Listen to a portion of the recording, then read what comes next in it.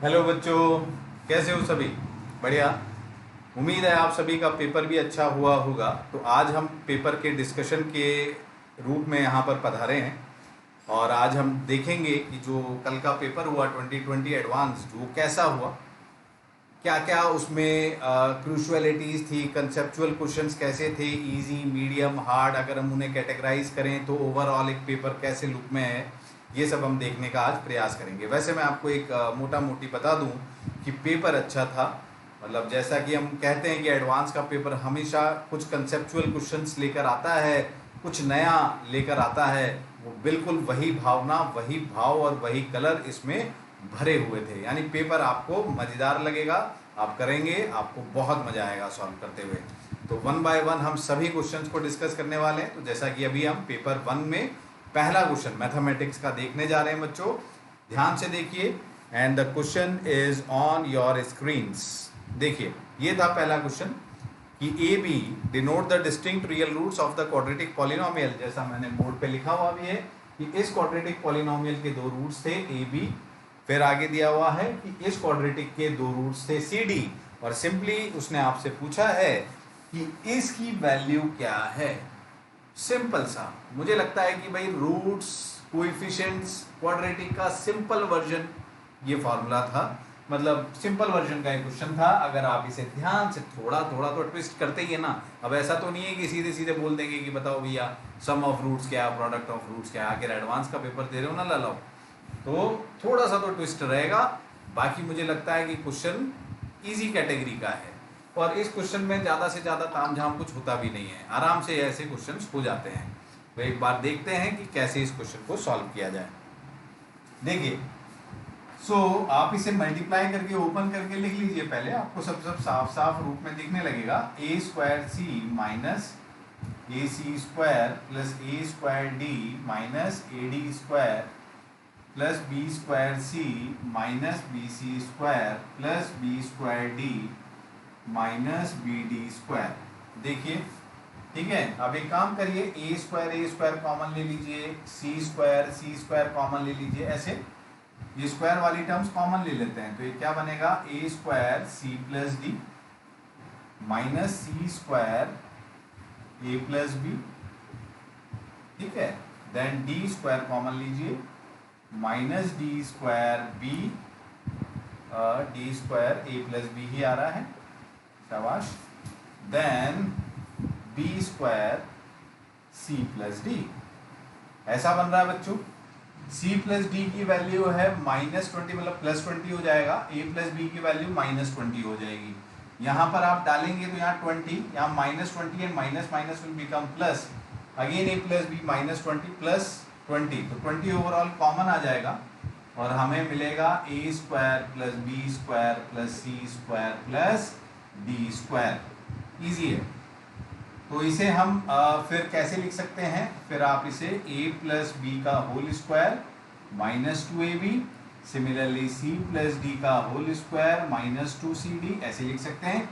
a plus B की value आएगी -20, सो ये आ जाएगा 400 एंड ab की वैल्यू है -20, तो ये हो जाएगा +40। Okay, similarly this is also 400 and that is -40। तो ये टर्म्स कट गई, ये 800 इंटू 20 यानी 16,000। सो आपका आंसर आता है बच्चों 16,000। तो आपका फर्स्ट का आंसर 16,000 है। तो जैसा कि आप देख रहे हैं कि कुछ नया नहीं है, वही सारी चीज़ें जो क्वाड्रेटिक का बेसिक प्रिंसिपल है, sum of roots, product of roots, उस पर एक ईजी लेवल का क्वेश्चन। इस क्वेश्चन को हम ईजी की कैटेगरी में रखते हैं। ये एक ईजी क्वेश्चन था। पहला क्वेश्चन, मतलब जैसा कई बार होता है कि पहला क्वेश्चन ही बहुत टफ आ जाता है तो बच्चा उससे थोड़ा सा हताश हो जाता है और आगे दिक्कत होती है। इस बार के पेपर में पहला क्वेश्चन तो इजी था, यानी बच्चा इसे आराम से सॉल्व कर सकता था। और पहला क्वेश्चन अगर सॉल्व हो जाता है तो एक कॉन्फिडेंस आ जाता है, फिर उसके बाद बच्चा इवन पेपर भी अच्छा करने लग जाता है। तो खुशी की बात है कि पहला क्वेश्चन ईजी की कैटेगरी का क्वेश्चन है। ठीक है बच्चों, देख लो एक बार।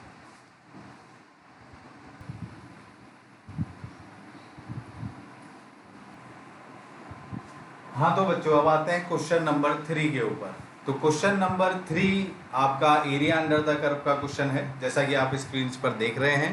कि दो फंक्शंस दिए हुए हैं एफ एक्स, मैंने बोर्ड पर भी लिख दिया है, और दूसरा फंक्शन दिया हुआ है जी एक्स, और इन दोनों फंक्शंस के बीच में area enclose between F X G X and Y axis X equals to 0 वो हमें निकालना है। तो ये क्वेश्चन है बेटा। तो देखते हैं किस तरीके से इस क्वेश्चन को किया जाएगा। ओके, अब अगर थोड़ा ध्यान से देखें तो पहले तो दोनों ग्राफ्स को हमें प्लॉट करना होगा। अगर आप एफ एक्स को ध्यान से देखो तो x माइनस वन पर मॉड लगा है, तो आप इसे खोल सकते हैं। अगर x 1 से बड़ा है तो एफ एक्स क्या रहेगा, e की power x minus one minus e की power minus x minus one, ऐसा। और अगर x 1 से छोटा है तो एफ एक्स क्या रहेगा, तो उसमें यही आ जाएगा, 0 हो जाएगा ये। ठीक है, आपको फर्स्ट क्वाड्रेंट में चाहिए तो 0 से बड़े के लिए ही हम चेक कर रहे हैं। ठीक है, आई थिंक कि क्लियर है, पर लिखने की आवश्यकता नहीं है, इतने में काफ़ी है। ऐसे ही जी तो यही है। अब थोड़ा सा ग्राफिकल देख लेते हैं कि भाई इसका ग्राफ कैसा होगा और इसका ग्राफ कैसा होगा। पहले अगर मैं जी के ग्राफ को देखूं कि जी का ग्राफ कैसा होगा, इसे ज़रा डिफ्रेंशिएट किया जाए तो आपको दिखेगा e की power x minus one minus इस तरीके का एक फंक्शन आपको दिखाई देगा। इस फंक्शन का क्रिटिकल पॉइंट कहाँ पर आएगा, आप देख रहे हैं कि at x equals to 1 you will get its critical point. 1 पर g डैश x 0 हो रहा है। 1 से पीछे की तरफ क्या हालत है इसकी, और 1 से आगे की तरफ क्या हालत है। 1 से आगे की क्वांटिटीज डालेंगे तो ये क्वांटिटी इंक्रीज करेगी और ये क्वांटिटी डिक्रीज करेगी। ठीक है, 1 पर दोनों की वैल्यू 1 1 है, सेम है, तो ये इंक्रीज ये डिक्रीज मतलब पॉजिटिव है, और 1 से पीछे उसका उल्टा होगा तो ये नेगेटिव होगा। इसका मतलब है फंक्शन डिक्रीज होकर इंक्रीज होगा। हमें सिर्फ 0 से आगे के लिए देखना है। तो 0 पर इसकी वैल्यू कितनी आ रही है बच्चों, ध्यान से देखो, 1 बाई ई माइनस ई, मतलब यहाँ पर देखते हैं जी एक्स की ओरिजिनल वैल्यू देखें। तो अगर मैं ग्राफ को ड्रॉ करूँ तो इसका ग्राफ जो है 0 पर आप देखेंगे तो e plus one by E by half, यानी लगभग थोड़ा 1 से ऊपर आएगा, e plus one by E का आधा, ऐसे 1 पर थोड़ा नीचे आएगा और उसके बाद वो इंक्रीज करेगा लाइक दिस, इस तरीके से। 1 पर इसकी वैल्यू कितनी आ रही है, 1 प्लस वन 2 बाई 2 1। ध्यान से देखिए, तो 1 पर इसकी वैल्यू आ रही है 1 और फिर ये डिक्रीज करके इंक्रीज कर रहा है। Are you getting me everybody? तो ये है कहानी यहाँ पर। अब एफ एक्स का ग्राफ बनाते हैं बच्चों। एफ एक्स के ग्राफ के लिए अगर आप देखें तो 1 से पीछे तक तो 0 है, तो स्ट्रेट लाइन आएगी। उसके बाद इसका ग्राफ कैसा बनने वाला है, अगर आपने एफ डैश एक्स को डिफ्रेंशिएट किया so what you are getting, e की power x minus one, minus minus plus हो जाएगा, यहाँ माइनस ऐसा बनेगा। And you are watching this is positive, this is positive, it means F dash X is positive. इसका मतलब F X increasing function है throughout 1 के बाद, यानी इसका जो ग्राफ है वो 1 तक तो 0 है, ये यहाँ तक तो 0 है और इसके बाद वो इंक्रीज कर जाएगा। 1 पर इसकी वैल्यू कितनी आएगी, 1 माइनस 1 0, यानी यहाँ से एक उठेगा ग्राफ और फिर इंक्रीज करेगा। तो सबसे पहले तो आप एफ एक्स और जी एक्स दोनों की ग्राफ देखिए।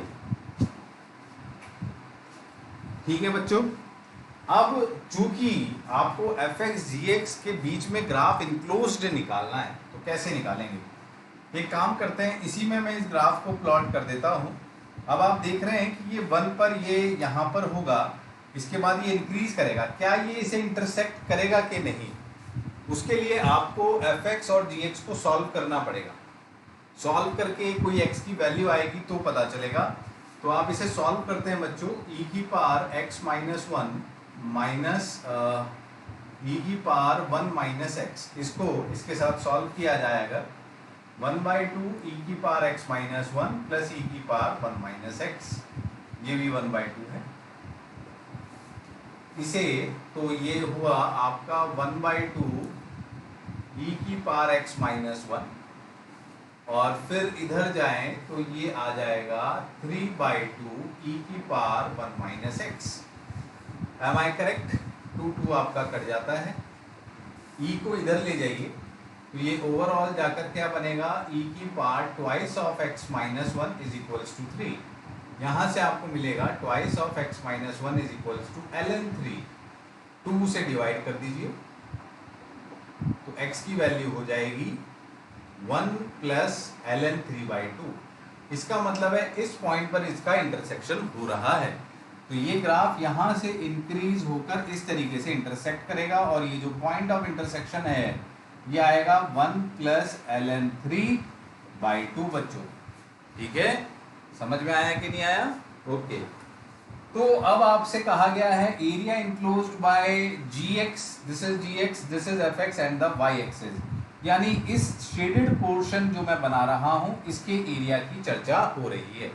तो आप यहाँ पर देखें ये 0 है, एक इसे मैं स्प्लिट कर देता हूँ एरिया को दो पार्ट्स में, एक तो 0 से 1 तक और एक 1 से इस पॉइंट तक।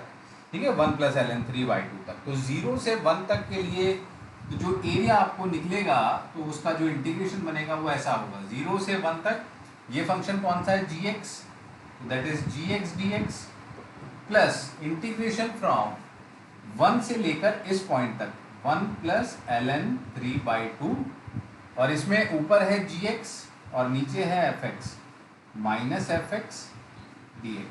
ध्यान से देखिए, तो ये चीज़ आपको निकालनी है बच्चों।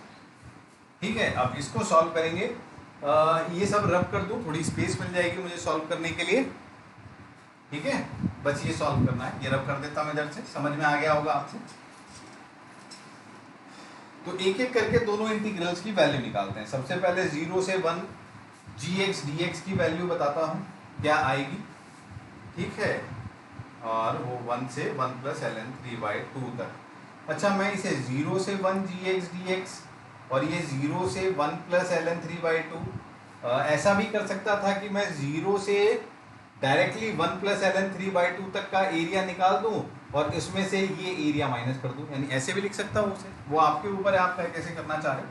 मतलब इसे ऐसे भी लिखा जा सकता है कि 0 से सीधा सीधा 1 plus ln3/2 of gx dx total area निकालिए, उसमें से माइनस कर दीजिए fx का एरिया, कहाँ से, 1 से 1 प्लस ln3/2 तक का।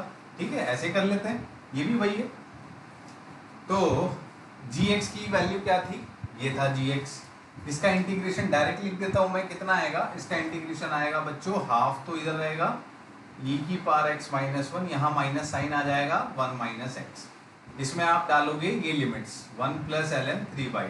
तो पहले इस पार्ट की वैल्यू निकाल रहा हूं मैं। अभी इसकी वैल्यू अगर आप इसमें डालोगे तो क्या बनेगा, ये 1 प्लस ln3/2, तो 1 1 कट जाएगा, यहाँ आएगा ln3/2 माइनस e की पावर 1, यह आएगा माइनस ln3/2 ऐसे। ठीक है, फिर माइनस 0 डालेंगे, तो 0 डालने पर ये एक ब्रैकेट में माइनस 0 डाला आपने तो इधर बना e की पावर माइनस 1 माइनस 0 यानी e, ये बना। ठीक है, तो इसकी वैल्यू लगभग कितनी आ रही है, सॉल्व कर लो। e की पावर ln3 होगा 3, तो दैट इज √3 माइनस 1/√3, ऐसे ही तो बन रहा है, चेक कर लेना कहीं कोई गड़बड़ ना हो। ये आ रहा है आपका माइनस ऑफ, सच है ना, 1/e माइनस e, तो ये वैल्यू आई इस वाले इंटीग्रल की। अब दूसरे इंटीग्रल को सॉल्व करते हैं, इस वाले को। ठीक है, ये रब कर दूं बच्चों,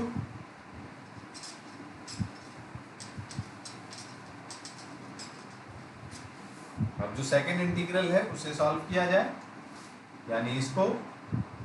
तो यहाँ पर इंटीग्रल ऑफ fx मतलब क्या था, e की power x minus 1 minus e की पावर 1 माइनस एक्स, यही तो था, यही था ना बच्चों, गड़बड़ तो नहीं कर रहा ना, हाँ यही था।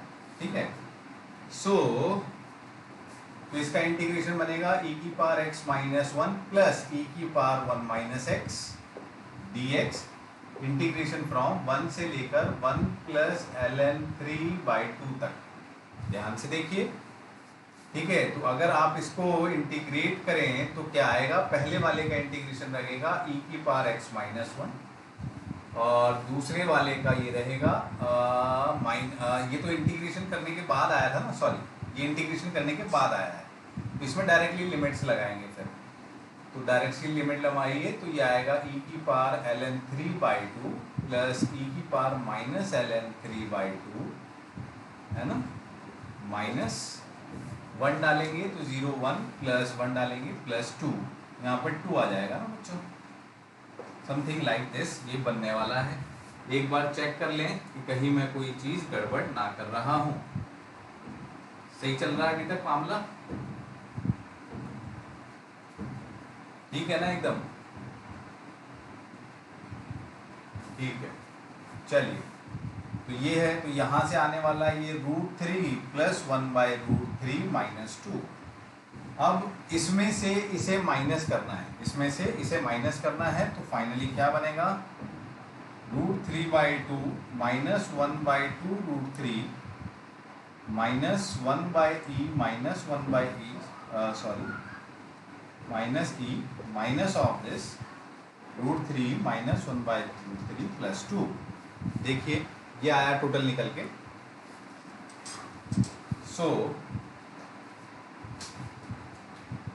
अब यहाँ से कैलकुलेट करते हैं, √3/2 माइनस √3 कितना आएगा, दैट इज माइनस √3/2 होगा ये, और माइनस 1/2√3 और माइनस 1/√3 कितना आएगा, दैट इज 2√3 आप ले लीजिए, तो 1 प्लस 2, ठीक है, 3 आ जाएगा ऊपर, यहाँ पर 3 आ जाएगा, 3, ये प्लस 2 तो है ही सही, ये माइनस 1/e प्लस e आ गया, ये √3 काटेंगे, यहाँ √3 आ जाएगा, √3/2 ये मिलकर माइनस √3 हो गया, 2 आगे 2 minus √3 plus e minus 1/e। देखिए बच्चों ये आंसर है, एक बार सभी बच्चे ध्यान से देखें, 2 minus √3 plus e minus 1/e। तो एक क्वेश्चन, अच्छे लेवल का क्वेश्चन मैं इसे कहूँगा, क्योंकि इस क्वेश्चन में ग्राफिकल नॉलेज का भी यूज हुआ है, उसके बाद इंटीग्रेशन तो है ही सही, and the calculation is also there, मतलब लेंथी तो है थोड़ा है क्वेश्चन। तो मैं इसे अच्छे स्केल पर,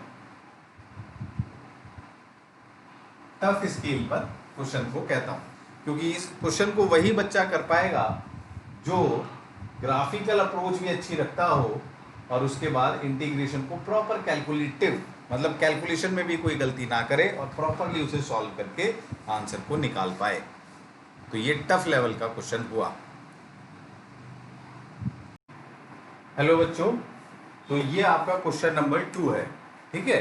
क्वेश्चन नंबर 2 में आप, सिंपल सा क्वेश्चन था, मैं आपको एक बार स्क्रीन पर भी दिखा देता हूँ। क्वेश्चन नंबर 2 क्या था, ध्यान से देख लें कि एक फंक्शन दिया है f जो कि mod x minus sine x है, then which of the following statements is true. इस फंक्शन के बारे में 1 है कि ऑन टू है, ये सारी जानकारी हमें देनी है, ठीक है। चलिए इसे करते हैं। तो ये दो फंक्शंस का मल्टीप्लिकेशन दिखाई दे रहा है आपको, gx इंटू एच एक्स। सो अब इसके बारे में हम कैसे पता लगाएं, एक काम करते हैं, इनमें जैसे मैंने लिख दिया है कि ये दो फंक्शन gx और hx है, एक एक करके दोनों को एनालाइज करते हैं। hx को डिफरेंशिएट करेंगे तो आपको मिलेगा 1 माइनस कॉस एक्स।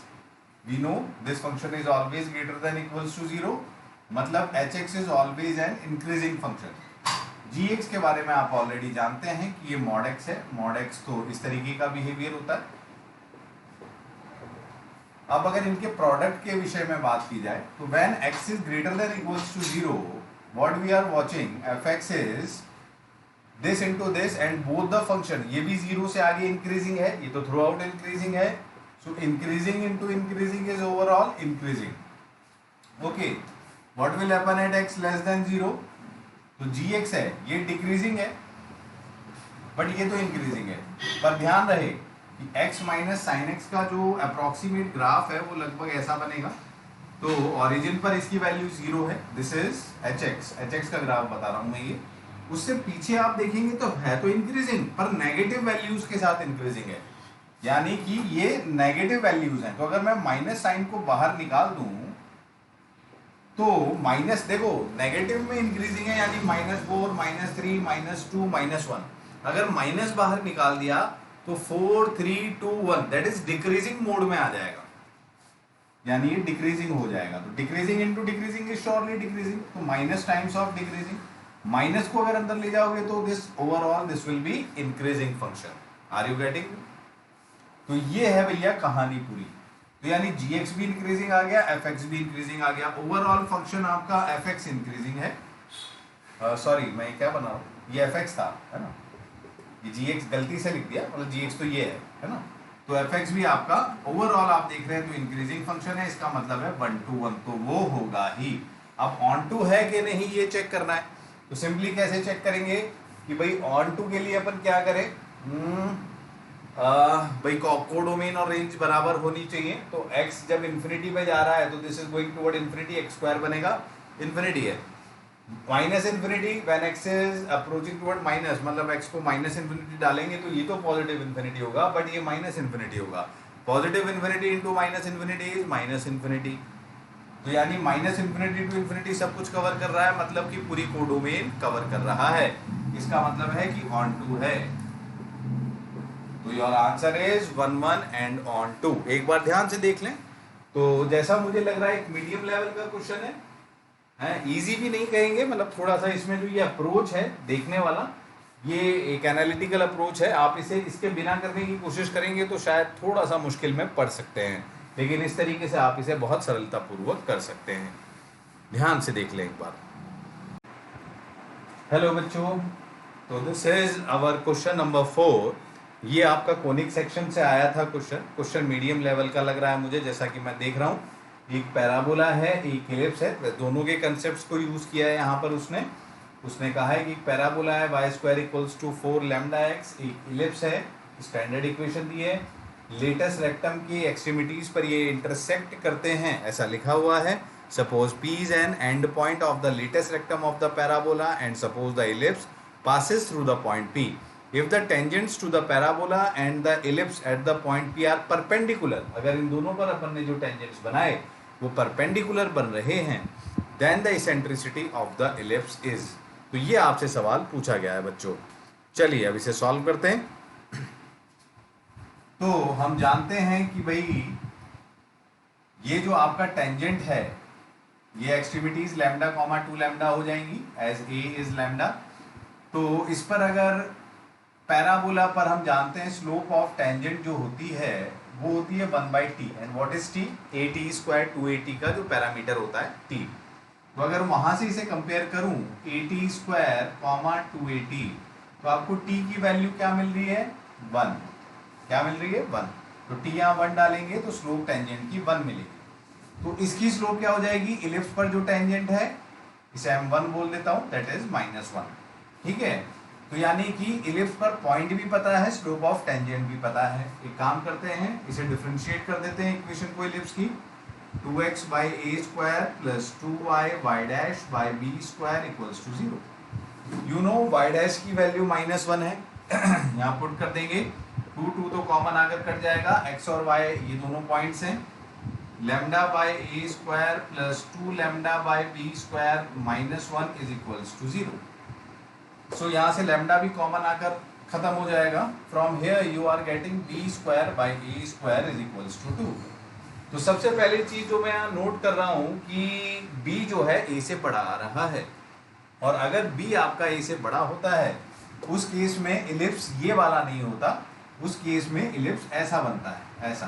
तो ये इलिप्स ऐसा बनेगा, समथिंग लाइक दिस। ठीक है, और इस वाले इलिप्स के लिए आपकी जो कंडीशन होती है वो होती है a square is equals to b square 1 minus e square. तो यहाँ से 1 ए स्क्वायर से डिवाइड कर देते हैं, बी स्क्वायर बाई स्क्वायर 2 हो जाएगा, 1 माइनस ई स्क्वायर। तो 1 minus e square is 1/2, E square is 1/2 and E is 1/√2। तो दिस इज योर आंसर। एक मीडियम कैटेगरी का क्वेश्चन मुझे लग रहा है, ये बहुत ज़्यादा कुछ करने को ऐसा सच नहीं है, पर ठीक है, जो जो कहा है, जैसे जैसे कहा है वैसे करते चले जाइए और आपको बड़े आराम से इसका आंसर मिल जाएगा। देख लीजिए एक बार बच्चों। हेलो बच्चों, तो नेक्स्ट क्वेश्चन है हमारा question number 5। Question number 5 probability का क्वेश्चन है, और प्रोबेबिलिटी हमेशा ही देखा जाता है कि हमें कहीं ना कहीं आश्चर्यचकित करती है, और एडवांस में जो प्रोबेबिलिटी का क्वेश्चन आता है तो आश्चर्यचकित करता है। और इस बार भी ऐसा ही हुआ। इस बार भी जो क्वेश्चन आपके सामने है, ट्रेडिशनल क्वेश्चन से थोड़ा हटकर बेहतरीन तरीके से फ्रेम किया हुआ एक क्वेश्चन है प्रोबेबिलिटी का, जिसे क्वाड्रेटिक के साथ मिक्सअप किया गया है।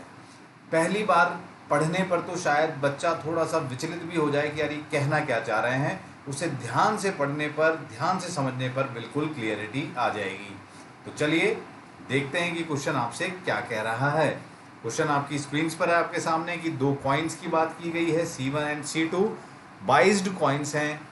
दोनों कॉइन्स में हेड आने की प्रोबेबिलिटी दी गई है। एक कॉइन है C1 जिसमें हेड आने की प्रोबेबिलिटी है 2/3। एक कॉइन है C2 जिसमें हेड आने की प्रोबेबिलिटी है 1/3। दोनों कॉइन्स को दो दो बार टॉस कराया गया। नंबर ऑफ हेड्स काउंट किए गए।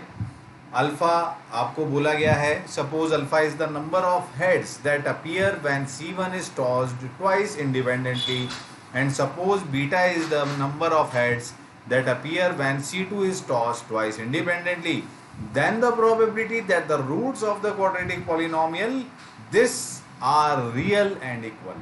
बहुत बढ़िया। चलिए देखते हैं कैसे करेंगे इस सवाल को। तो मान लिया जाए कि C1 वाला जो कॉइन है उसे दो बार टॉस किया गया। ये C1 है, दो बार टॉस किया जा रहा है। तो अब इसमें क्या क्या घटनाएं घट सकती हैं बच्चों? हेड आ सकता है, टेल आ सकता है, या टेल आ सकता है, हेड आ सकता है, या दोनों में हेड आ सकता है, या दोनों में टेल आ सकता है। अगर मैं अल्फा एक कॉलम बना लूं कि भाई alpha is the number of heads appearing, तो इस वाले केस में एक हेड आ रहा है, इस वाले केस में भी एक हेड आ रहा है, इसमें दो हेड आ रहे हैं और इसमें 0 हेड आ रहा है। ठीक है, कुछ इस तरीके से। नाउ तो अगर इसकी प्रोबेबिलिटीज देखी जाए तो probability for the alpha to happening is for one head, we know कि एक हेड आने की प्रोबेबिलिटी 2/3 है, and this is we are doing for C1। ठीक है, तो 2/3 तो टेल की 1/3 होगी into 1/3, that is overall 2/3।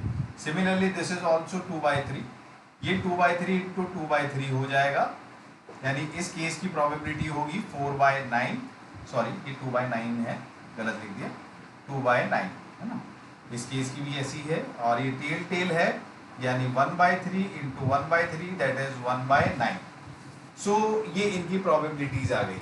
Similarly अगर बीटा के लिए भी ऐसी ही एक टेबल बनाए जिसमें कि हमने C2 को दो बार टॉस किया है, तो वहां पर भी head tail tail head, double head और डबल टेल वाले दो केस बन जाएंगे। यहाँ पर बीटा नंबर ऑफ हेड्स को काउंटेबिलिटी में लेकर आइए, 1 1 2, यहाँ पर तो कोई हेड नहीं है, 0। So probability of beta happening is, हम जानते हैं यहाँ पर हेड आने की प्रोबेबिलिटी है 1/3 और टेल की 2/3 दैट इज 2/9। तो यहाँ पर भी 2/9 ही होगा।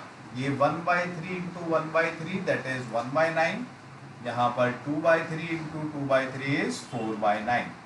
So this is the every case of C2 and this is every case of C1. Now अब क्वेश्चन क्या कह रहा है, अब आते हैं वापस।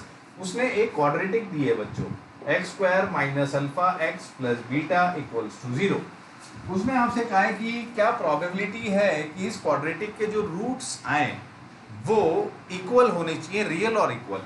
तो यानी कि d को 0 करना है, तो d क्या आएगा, alpha square minus 4 beta is equals to 0। Now for what, alpha की 3 वैल्यूज हैं, 1 2 और 0। सिमिलरली बीटा की भी 3 वैल्यूज हैं, 1 2 और 0। मुझे अल्फा स्क्वायर और 4 बीटा के लिए अल्फा बीटा का वो कॉम्बिनेशन ढूंढना है जिस पर ये क्वांटिटी 0 हो जाए। तो अगर ऐसे कॉम्बिनेशंस की बात करें तो अल्फा को अगर 1 लिया जाए तो बीटा कुछ भी नहीं मिल सकता, 1 पर तो कुछ नहीं होगा। अगर अल्फा को 2 लिया जाए तो दिस विल बिकम 4, तो बीटा 1, अगर बीटा को 1 लिया जाएगा तो ये क्वांटिटी 0 हो जाएगी, यानी एक कॉम्बिनेशन तो ये बनेगा। दूसरा कॉम्बिनेशन और भी कुछ पॉसिबल है क्या, अगर अल्फा को 0 लिया जाए तो बीटा 0 ले लो, तो इस कॉम्बिनेशन पर भी d 0 होगा, बिल्कुल सही। तो यानी कि एक कॉम्बिनेशन तो ये और एक ये दोनों वर्क करेंगे। तो पहले कॉम्बिनेशन की प्रोबेबिलिटी देखते हैं बच्चों। तो पहले कॉम्बिनेशन में अल्फा 2 है, तो अल्फा 2, तो 2 की प्रोबेबिलिटी है होने की 4/9। सो 4/9 इंटू, फिर at the same simultaneously beta को 1 होना पड़ेगा, तो बीटा की 1 ये दो तरीके से हो रही है, 2/9 plus 2/9 that is 4/9 into 4/9 which is 16/81। Similarly alpha 0 beta 0, तो अल्फा 0 की प्रोबेबिलिटी है 1/9, बीटा 0 की है 4/9, तो 1/9 इंटू 4/9 दैट इज 4/81। दोनों अलग अलग केसेस हैं, ऐड करनी पड़ेगी प्रोबेबिलिटी विच इज 20/81। आंसर है बच्चों आपका 20/81। एक बेहतरीन क्वेश्चन, तो मैं इसे टफ क्वेश्चन की कैटेगरी में लेकर आता हूँ। एज सच टफ तो जैसी कोई चीज नहीं होती, फिर भी जो सोचने वाली बात है, मतलब कितनी खूबसूरती से डिजाइन किया हुआ एक क्वेश्चन, जिसे क्वाड्रेटिक के साथ कितनी खूबसूरती के साथ कनेक्ट किया गया, बेहतरीन, मुझे पसंद आया। अच्छा क्वेश्चन। हेलो, तो अब हम आ रहे हैं नेक्स्ट क्वेश्चन की तरफ, क्वेश्चन नंबर 6। जैसा कि आप स्क्रीन पर देख रहे हैं, क्वेश्चन था consider all rectangles lying in the region. एक रीजन दिया हुआ है आपको जिसमें x 0 से π/2 के बीच में और y 0 से ट्वाइस ऑफ साइन 2x के बीच में दिया हुआ है, and having one side on the x axis, और रेक्टेंगल की एक साइड x एक्सिस पर कही गई है। The area of the rectangle which has the maximum perimeter among all such rectangles is, आपको उस रेक्टेंगल का एरिया बताना है जो इन कंडीशंस के साथ मैक्सिमम पेरीमीटर लिए हुए हो। तो लगता है कि क्वेश्चन इजी है, मैक्सिमम मिनिमा से कनेक्टेड है क्वेश्चन को, तो करने का प्रयास करते हैं। क्वेश्चन देख लिया सभी ने? ठीक है, चलिए लेट्स डू। तो आपको x दिया हुआ है 0 से π/2 के बीच में और y दिया हुआ है 2 sin 2x ग्राफ के 0 से और इस ग्राफ के बीच में। तो अगर मैं इसे प्लॉट करूं बच्चों, तो व्हाट यू विल सी कि भाई 0 से π/2 तक ये 0 है, ये π/2 हो जाएगा, तो x तो 0 से π/2 तक रहना चाहिए, y 0 से इस कर्व के बीच में होना चाहिए। अगर आप इस कर्व को ट्रेस करें तो sin 2x at x equals to π/2 this will become pi यानी 0। तो इसका जो ग्राफ बनेगा ऐसा बनेगा, मैक्सिमम वैल्यू 2 तक जाएगी लाइक दिस। तो this is the graph of twice of sin 2x, यानी y की वैल्यू 0 से लेकर इस ग्राफ तक मैक्सिमम होनी चाहिए। अब आप जरा ध्यान से देखें बच्चों, ये जो पॉइंट होगा this is the mid point that is π/4। अगर मैं इसमें रेक्टेंगल बनाना चाहता हूँ, तो रेक्टेंगल और वो भी मैक्सिमम पेरीमीटर का, मैं कोई सी भी साइड अगर नीचे की तरफ लूं, मान लो कि अगर मैं इधर से थोड़ा सा लंबा साइड ले लूं, इधर से ज़्यादा डिस्टेंस पर, इधर से कम डिस्टेंस पर, तो मैक्सिमम पैरामीटर के लिए आप मैक्सिमम डिस्टेंस कवर करना चाहेंगे। तो एज वी आर वॉचिंग कि ये एक रेक्टेंगल नहीं बन पा रहा है, तो इसे एक पर्टिकुलर रेक्टेंगल शेप देने के लिए, मैक्सिमम पेरीमीटर के लिए what we have to do, हमें π/4 से सिमेट्रिक दूरी पर लेना होगा, जितना इधर उतना ही उधर। तो मान लेते हैं कि a और a दूरी पर हमने लिए दो पॉइंट्स, एक π/4 माइनस a पर आया और एक π/4 प्लस a पर आया। उम्मीद है समझ में आ रहा होगा। और इन्हें मैंने जब ज्वाइन करूंगा तो दोनों सिमेट्रिक पॉइंट्स हैं, तो बराबर एक रेक्टेंगल बनाएंगे, और इसकी वैल्यू कितनी होगी पॉइंट की, ये 2 sin 2x ग्राफ में रख दीजिए x की जगह पर इस पॉइंट को, तो ये बनेगा 2 sin π/2 minus 2a that is 2 cos 2a, यानी ये जो लंबाई है वो इतनी आएगी, and this length is 2a, a इधर और a इधर।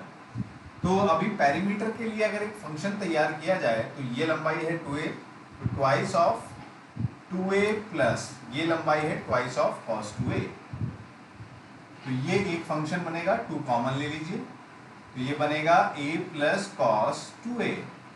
आपको पेरीमीटर को मैक्सिमाइज करना है, तो उसके लिए मैं पर्टिकुलर a ढूंढूंगा, तो डिफरेंशिएट करते हैं a के रिस्पेक्ट में, तो यहाँ आएगा 1, यहाँ आएगा -2 sin 2a। तो जैसा कि आप देख रहे हैं sin 2a is equals to 1/2, तो यहाँ से 2a की वैल्यू या तो π/6 या 5π/6, a की वैल्यू π/12 या फिर 5π/12 आ सकती है। अब आप यहाँ पर देखें कि ए की जो मैक्सिमम दूरी है, जो डिस्टेंस है, वो सिर्फ π/4 तक है, तो 5π/12 को तो आपको रिजेक्ट करना होगा। ए की वैल्यू ऑफ π/12 आई। अब आप सोचेंगे ये मैक्सिमा का पॉइंट है या मिनिमा का पॉइंट है। देखिए मिनिमा तो ये हो नहीं सकता, क्योंकि मिनिमा के लिए तो बिल्कुल जीरो एरिया का, जीरो पैरामीटर का, मतलब लगभग यहाँ पर अगर मैं एक बना दूं, पैरामीटर रहेगा कुछ ना कुछ, या फिर जीरो वाला भी यहाँ पर पॉसिबल है। तो एकदम मिनिमाइज कर दें या थोड़ी सी लेंथ यहाँ से ले लें, बाकी आप चेक भी कर सकते हो। देखो, इस समय बचाने वाली बात है कि जो आप निकालना चाहते हैं, अगर एक ही पॉइंट आ रहा है तो यानी दूसरा विकल्प हमारे पास होता नहीं है। तो इसका मतलब है कि जो पॉइंट है वही मैक्सिमा का पॉइंट है। चाहे दिल को तसल्ली देना चाहें तो आप डबल डेरिवेटिव करके चेक भी कर सकते हैं, ठीक है। तो हम इसे मानते हुए कि भाई a इक्वल्स टू π/12 अपना मैक्सिमा का पॉइंट है, तो ये मैक्सिमा का पॉइंट आ गया। तो a की वैल्यू मिल गई बच्चों, आपको a की वैल्यू मिल गई, मतलब आपको अब एरिया निकालने के लिए लेंथ इनटू विड्थ चाहिए, तो इसे ये हो जाएगा π/6 और ये हो जाएगा ट्वाइस ऑफ cos 2a यानी π/6 दैट इज √3/2, इसका मतलब है √3। तो एरिया आएगा आपका √3 इंटू π/6, तो इसे 6 को आप 2 इंटू 3 कर भी लिख सकते हैं, तो √3 से कट जाएगा, तो आंसर हो गया आपका π/2 √3। समझ में आ गया। देखिए, तो मीडियम कैटेगरी का एक क्वेश्चन कहा जाएगा इसे। उम्मीद है आप सभी को समझ में आया होगा। देखिए, इस बार के पेपर में कंसेप्ट तो पूरे हैं, बराबर हैं चारों तरफ, मतलब कोई भी क्वेश्चन ऐसा नहीं है जो जिसे कहा जाए कि थाली में परोस के दिया गया क्वेश्चन है। कोई भी क्वेश्चन थाली में परोस कर नहीं दिया गया है। सारे क्वेश्चंस में कहीं ना कहीं आपको कुछ ना कुछ सोचना अवश्य पड़ेगा। This is the beauty of the paper. तो अब हम आते हैं बच्चों 7th क्वेश्चन की तरफ। स्क्रीन पर देखिए, आपके सामने 7th क्वेश्चन लिखा हुआ है। एक फंक्शन दिया हुआ है, एक दूसरा फंक्शन g(x) आर्बिट्ररी फंक्शन लेने को कहा है, और उसके ऊपर 4 स्टेटमेंट। सीधा कंसेप्चुअल थ्योरी बेस्ड क्वेश्चन है। अगर आप डिफरेंशिएबिलिटी की थ्योरम्स प्रॉपरली समझे हुए हैं तो इस क्वेश्चन को करने में आपको ज़्यादा तकलीफ नहीं होगी। ध्यान से देखिए, क्वेश्चन है, एक फंक्शन है f(x) that is x³ minus x² plus x minus 1 into sine x। एक दूसरा फंक्शन बोला है g(x) जो कि एक आर्बिट्ररी फंक्शन है। देन f इंटू जी के बारे में उसने कमेंट करने को कहा है कि ये कैसा होगा। ठीक है, सबसे पहला पॉइंट है कि इफ g इज कॉन्टिन्यूअस, अगर g कॉन्टिन्यूअस है एट x इक्वल्स टू 1। ध्यान से देखने वाली बात है कि अगर g कॉन्टिन्यूअस है x इक्वल्स टू 1 पर, तो f इंटू जी डिफरेंशिएबल फंक्शन होगा या नहीं होगा।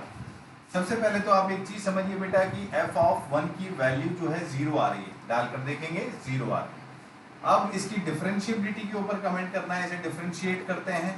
First function into differentiation of second plus second function into differentiation of first, like this. Okay, अगर आप अपने आप तसल्ली से सोचें तो आपको पता चलेगा कि अगर मैं इस फंक्शन को देखूं तो f डैश, f तो डिफरेंशिएबल फंक्शन है, ये एक पॉलिनोमियलिक फंक्शन है, ट्रिग्नोमेट्रिक फंक्शन है। Every polynomial and trigonometric function is continuous and differentiable in its domain, and then product of two differentiable function is a differentiable function. तो f dash तो differentiable है, ठीक है, एंड g के लिए first point में कहा गया है it is continuous at x equals to 1। तो यानी कि अगर आप इस फंक्शन में LSD RSD डालेंगे तो ये पॉइंट यानी ये वाला जो पार्ट है ये तो मैच करेगा, LSD इक्वल्स टू RSD आने वाला है। अब इस वाले पार्ट के लिए देखें तो f की वैल्यू 1 पर कितनी है, 0 है, तो यानी ये क्वांटिटी 0 होने जाएगी। अब g डैश, g अगर डिफरेंशिएबल फंक्शन नहीं भी है, कुछ और वैल्यूज भी ले रहा है LSD RSD में, तो 0 से मल्टीप्लाई होकर तो 0 ही होना है, तो यानी इसका कोई ज्यादा योगदान रहेगा नहीं, तो सब कुछ यही संभालेगा। इसका मतलब है f इंटू जी एक डिफरेंशिएबल फंक्शन होगा। ए ऑप्शन सही है बच्चों। अब बात है बी ऑप्शन की। ए ऑप्शन तो समझ में आ गया, रब कर दिया जाए इसे। Now we are coming towards B option. B option में वो आपसे क्या कह रहा है कि if f into G is differentiable. अब इसने उल्टा कहा है कि अगर f इंटू जी डिफरेंशिएबल है तो g कॉन्टिन्यूअस होना चाहिए। अच्छा, डी ऑप्शन भी देखिए, उसने डी ऑप्शन में भी ऐसा ही कुछ कहा है कि if f into G is differentiable then G is differentiable. मतलब वो जी के ऊपर कमेंट करना चाह रहा है ये बोलते हुए कि अगर प्रोडक्ट डिफरेंशिएबल है तो। अब बच्चों ये थ्योरी अगर आपने पढ़ी है तो आप बहुत सहजता से कर लेंगे, नहीं भी पढ़ी है अगर कोई दुविधा में है तो मैं अभी समझा भी रहा हूं, ध्यान से समझिए। मान लिया एक फंक्शन है, बहुत सिंपल सा एक फंक्शन लेते हैं एक्स स्क्वायर, एक दूसरा फंक्शन है सिग्नम ऑफ एक्स। आप जानते हैं सिग्नम ऑफ एक्स डिसकंटिन्यूअस होता है जीरो पर, तो नॉन डिफरेंशिएबल भी है। तो ये तो डिसकंटिन्यूअस और नॉन डिफरेंशिएबल दोनों है। अब अगर मैं इन दोनों के प्रोडक्ट की बात करूं F into G that is X square into signum of X, इसके बारे में आपका क्या कहना है, ये कैसा रहेगा? अगर मैं इसे डिफाइन करूं फंक्शन को तो this will be X square when X is positive, this is zero when X is equals to zero and this is minus x square when X is negative. Signum X की values डाल दी गई हैं। अगर आप इसे differentiate करेंगे f into जी का डैश लिखेंगे तो you will gate 2x, point पर तो महत्व नहीं है, minus 2x when x is greater than zero and when x is less than zero. अगर ये आपका RHD है, ये LHD है, अगर x को जीरो डालेंगे तो this quantity is also getting zero and at x equals to zero this quantity is also zero. मतलब RHD और LHD बराबर आ रहे हैं। इसका मतलब क्या है, ये भी जीरो हो रही है। इसका मतलब क्या है कि एफ जी जो है वो डिफरेंशिएबल है, इन स्पाइट ऑफ दैट कि जी डिसकंटिन्यूअस भी था और नॉन डिफरेंशिएबल भी था, पर उनका एफ इंटू जी का जो प्रोडक्ट आया वो डिफरेंशिएबल आया। सीधा सीधा कंक्लूजन निकल गया कि बी और डी दोनों गलत हैं। ऐसा कोई जरूरी नहीं कि एफ इंटू जी अगर डिफरेंशिएबल हो तो जी का भी डिफरेंशिएबल या कॉन्टिन्यूअस होना चाहिए, तो बी और डी गलत हैं। तो सी ऑप्शन को देखें, इफ जी इज डिफरेंशिएबल तो then F into G is differentiable. मतलब अगर जी डिफरेंशिएबल है तो F into G is differentiable है एक्स इक्वल्स टू 1, बिल्कुल सही है। क्योंकि ए ऑप्शन को अगर आप देखें तो जी अगर कॉन्टिन्यूअस होने पर आ रहा था तो इधर जी इज डिफरेंशिएबल होने पर तो आएगा ही आएगा। तो ए और सी ऑप्शन दोनों करेक्ट हैं। ध्यान से देखिए बच्चों, अच्छा क्वेश्चन समझ में आया होगा आपको, एक बार देख लें। चलिए अब बढ़ते हैं नेक्स्ट क्वेश्चन की तरफ, क्वेश्चन नंबर 8। ये क्वेश्चन मैट्रिक्स से आया था बेटा, ध्यान से देखें आपको क्वेश्चन में क्या दिया हुआ है, पढ़ लें एक बार। एक मैट्रिक्स M है जो कि 3x3 की इन्वर्टिबल मैट्रिक्स थी विद रियल एंट्रीज, और एक आइडेंटिटी मैट्रिक्स है आई। इफ M इनवर्स ये दिया हुआ है adjoint of M, then which of the following statements is are always true. 4 statements दी हुई हैं और इनमें से कौन सी ट्रू होगी। यहाँ पर हमें एडजॉइंट की प्रॉपर्टीज़ का पता होना बहुत ज़रूरी है। मैं हमेशा पढ़ाते हुए उन प्रॉपर्टीज़ की तरफ खास तौर पर ध्यान देने को कहता भी हूँ कि बेटा इन प्रॉपर्टीज़ की तरफ ध्यान दीजिएगा, क्योंकि ये प्रॉपर्टीज़ पर क्वेश्चन बनना बहुत प्रोबेबल होता है। आइए देखते हैं एडजॉइंट ऑफ M की प्रॉपर्टी क्या होती है, अगर आपको याद है तो बता दें।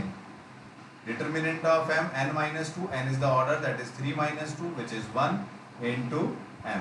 ठीक है बच्चों, यही तो होता है। ओके, तो यहाँ से मुझे ये दे रखा है तो इसकी वैल्यू ये हो गई, यानी M inverse is determinant of M into M, M is equals to this. अगर मैं दोनों तरफ M से पोस्ट मल्टीप्लाई करूं तो M इनवर्स इनटू M तो आइडेंटिटी मैट्रिक्स हो जाएगा, और इधर ये M स्क्वायर बनेगा इस तरीके से।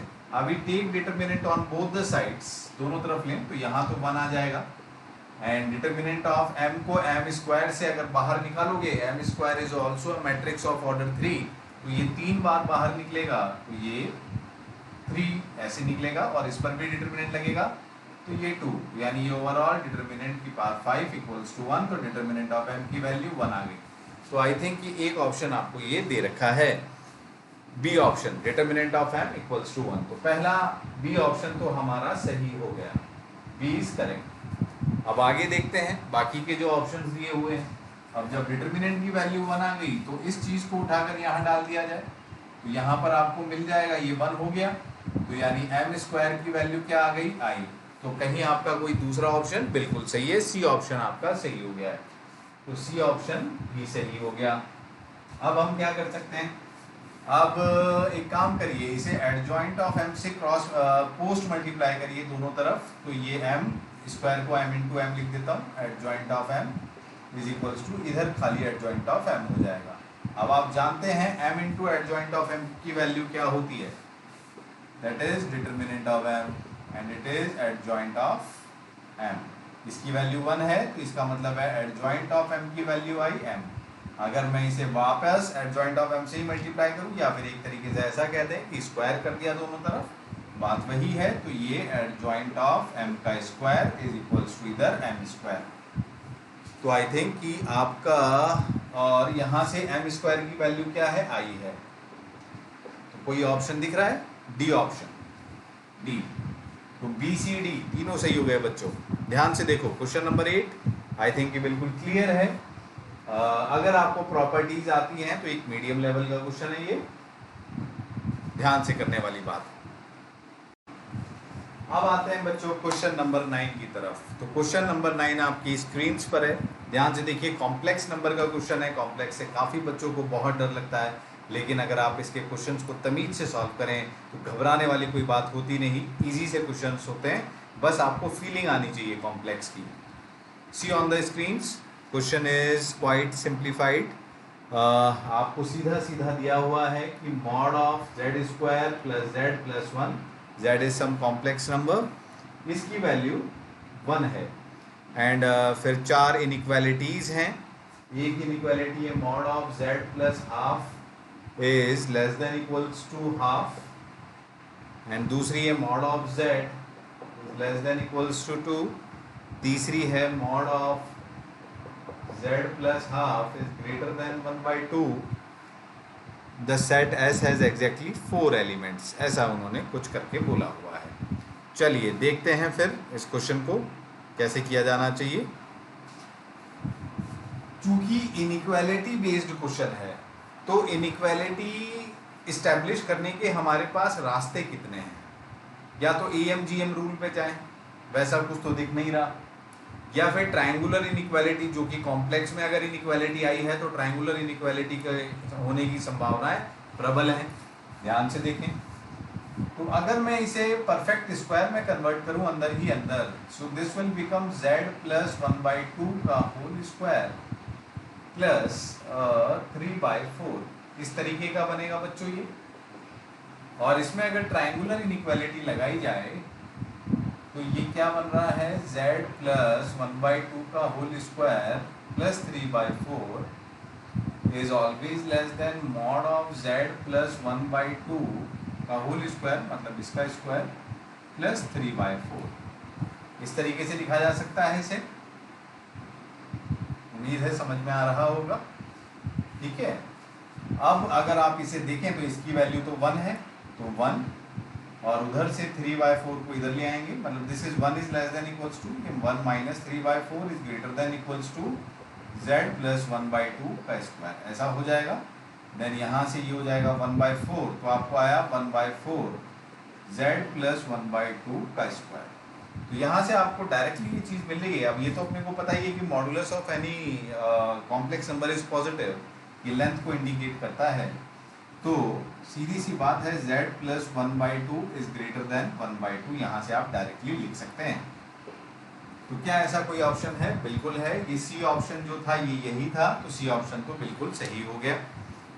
अब क्या ये तो हो नहीं सकता, अगर ये हो गया तो क्या बी ऑप्शन की वैलिडिटी कैसे चेक की जाए, मतलब उसके greater part mod of Z का? तो इसके लिए कुछ और तरीका सोचना होगा। ये काम करते हैं, इसको जेड स्क्वायर प्लस जेड को ऐसे लिख लिया जाए, मतलब इसे एक एंटिटी मानकर इस पर ट्रायंगुलर इनइक्वालिटी अगर लगाएं तो कैसा बनेगा देखा जाए तो mod of z square plus z plus 1 is less than equals to mod of z square plus z plus 1, ऐसे लिखा जा सकता है। और इधर से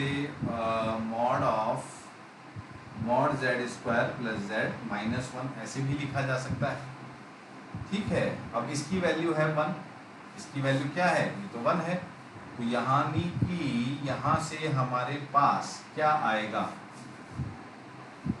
थोड़ा सा सोचें अगर ध्यान से, तो दिस इज 1, अगर इस वाली इनइक्वालिटी को लें तो जेड स्क्वायर प्लस 2 प्लस 1, 1 तो कट गया, तो ये तो 0 से बड़ा आया, तो इससे तो कुछ खास निकल कर नहीं आ रहा है।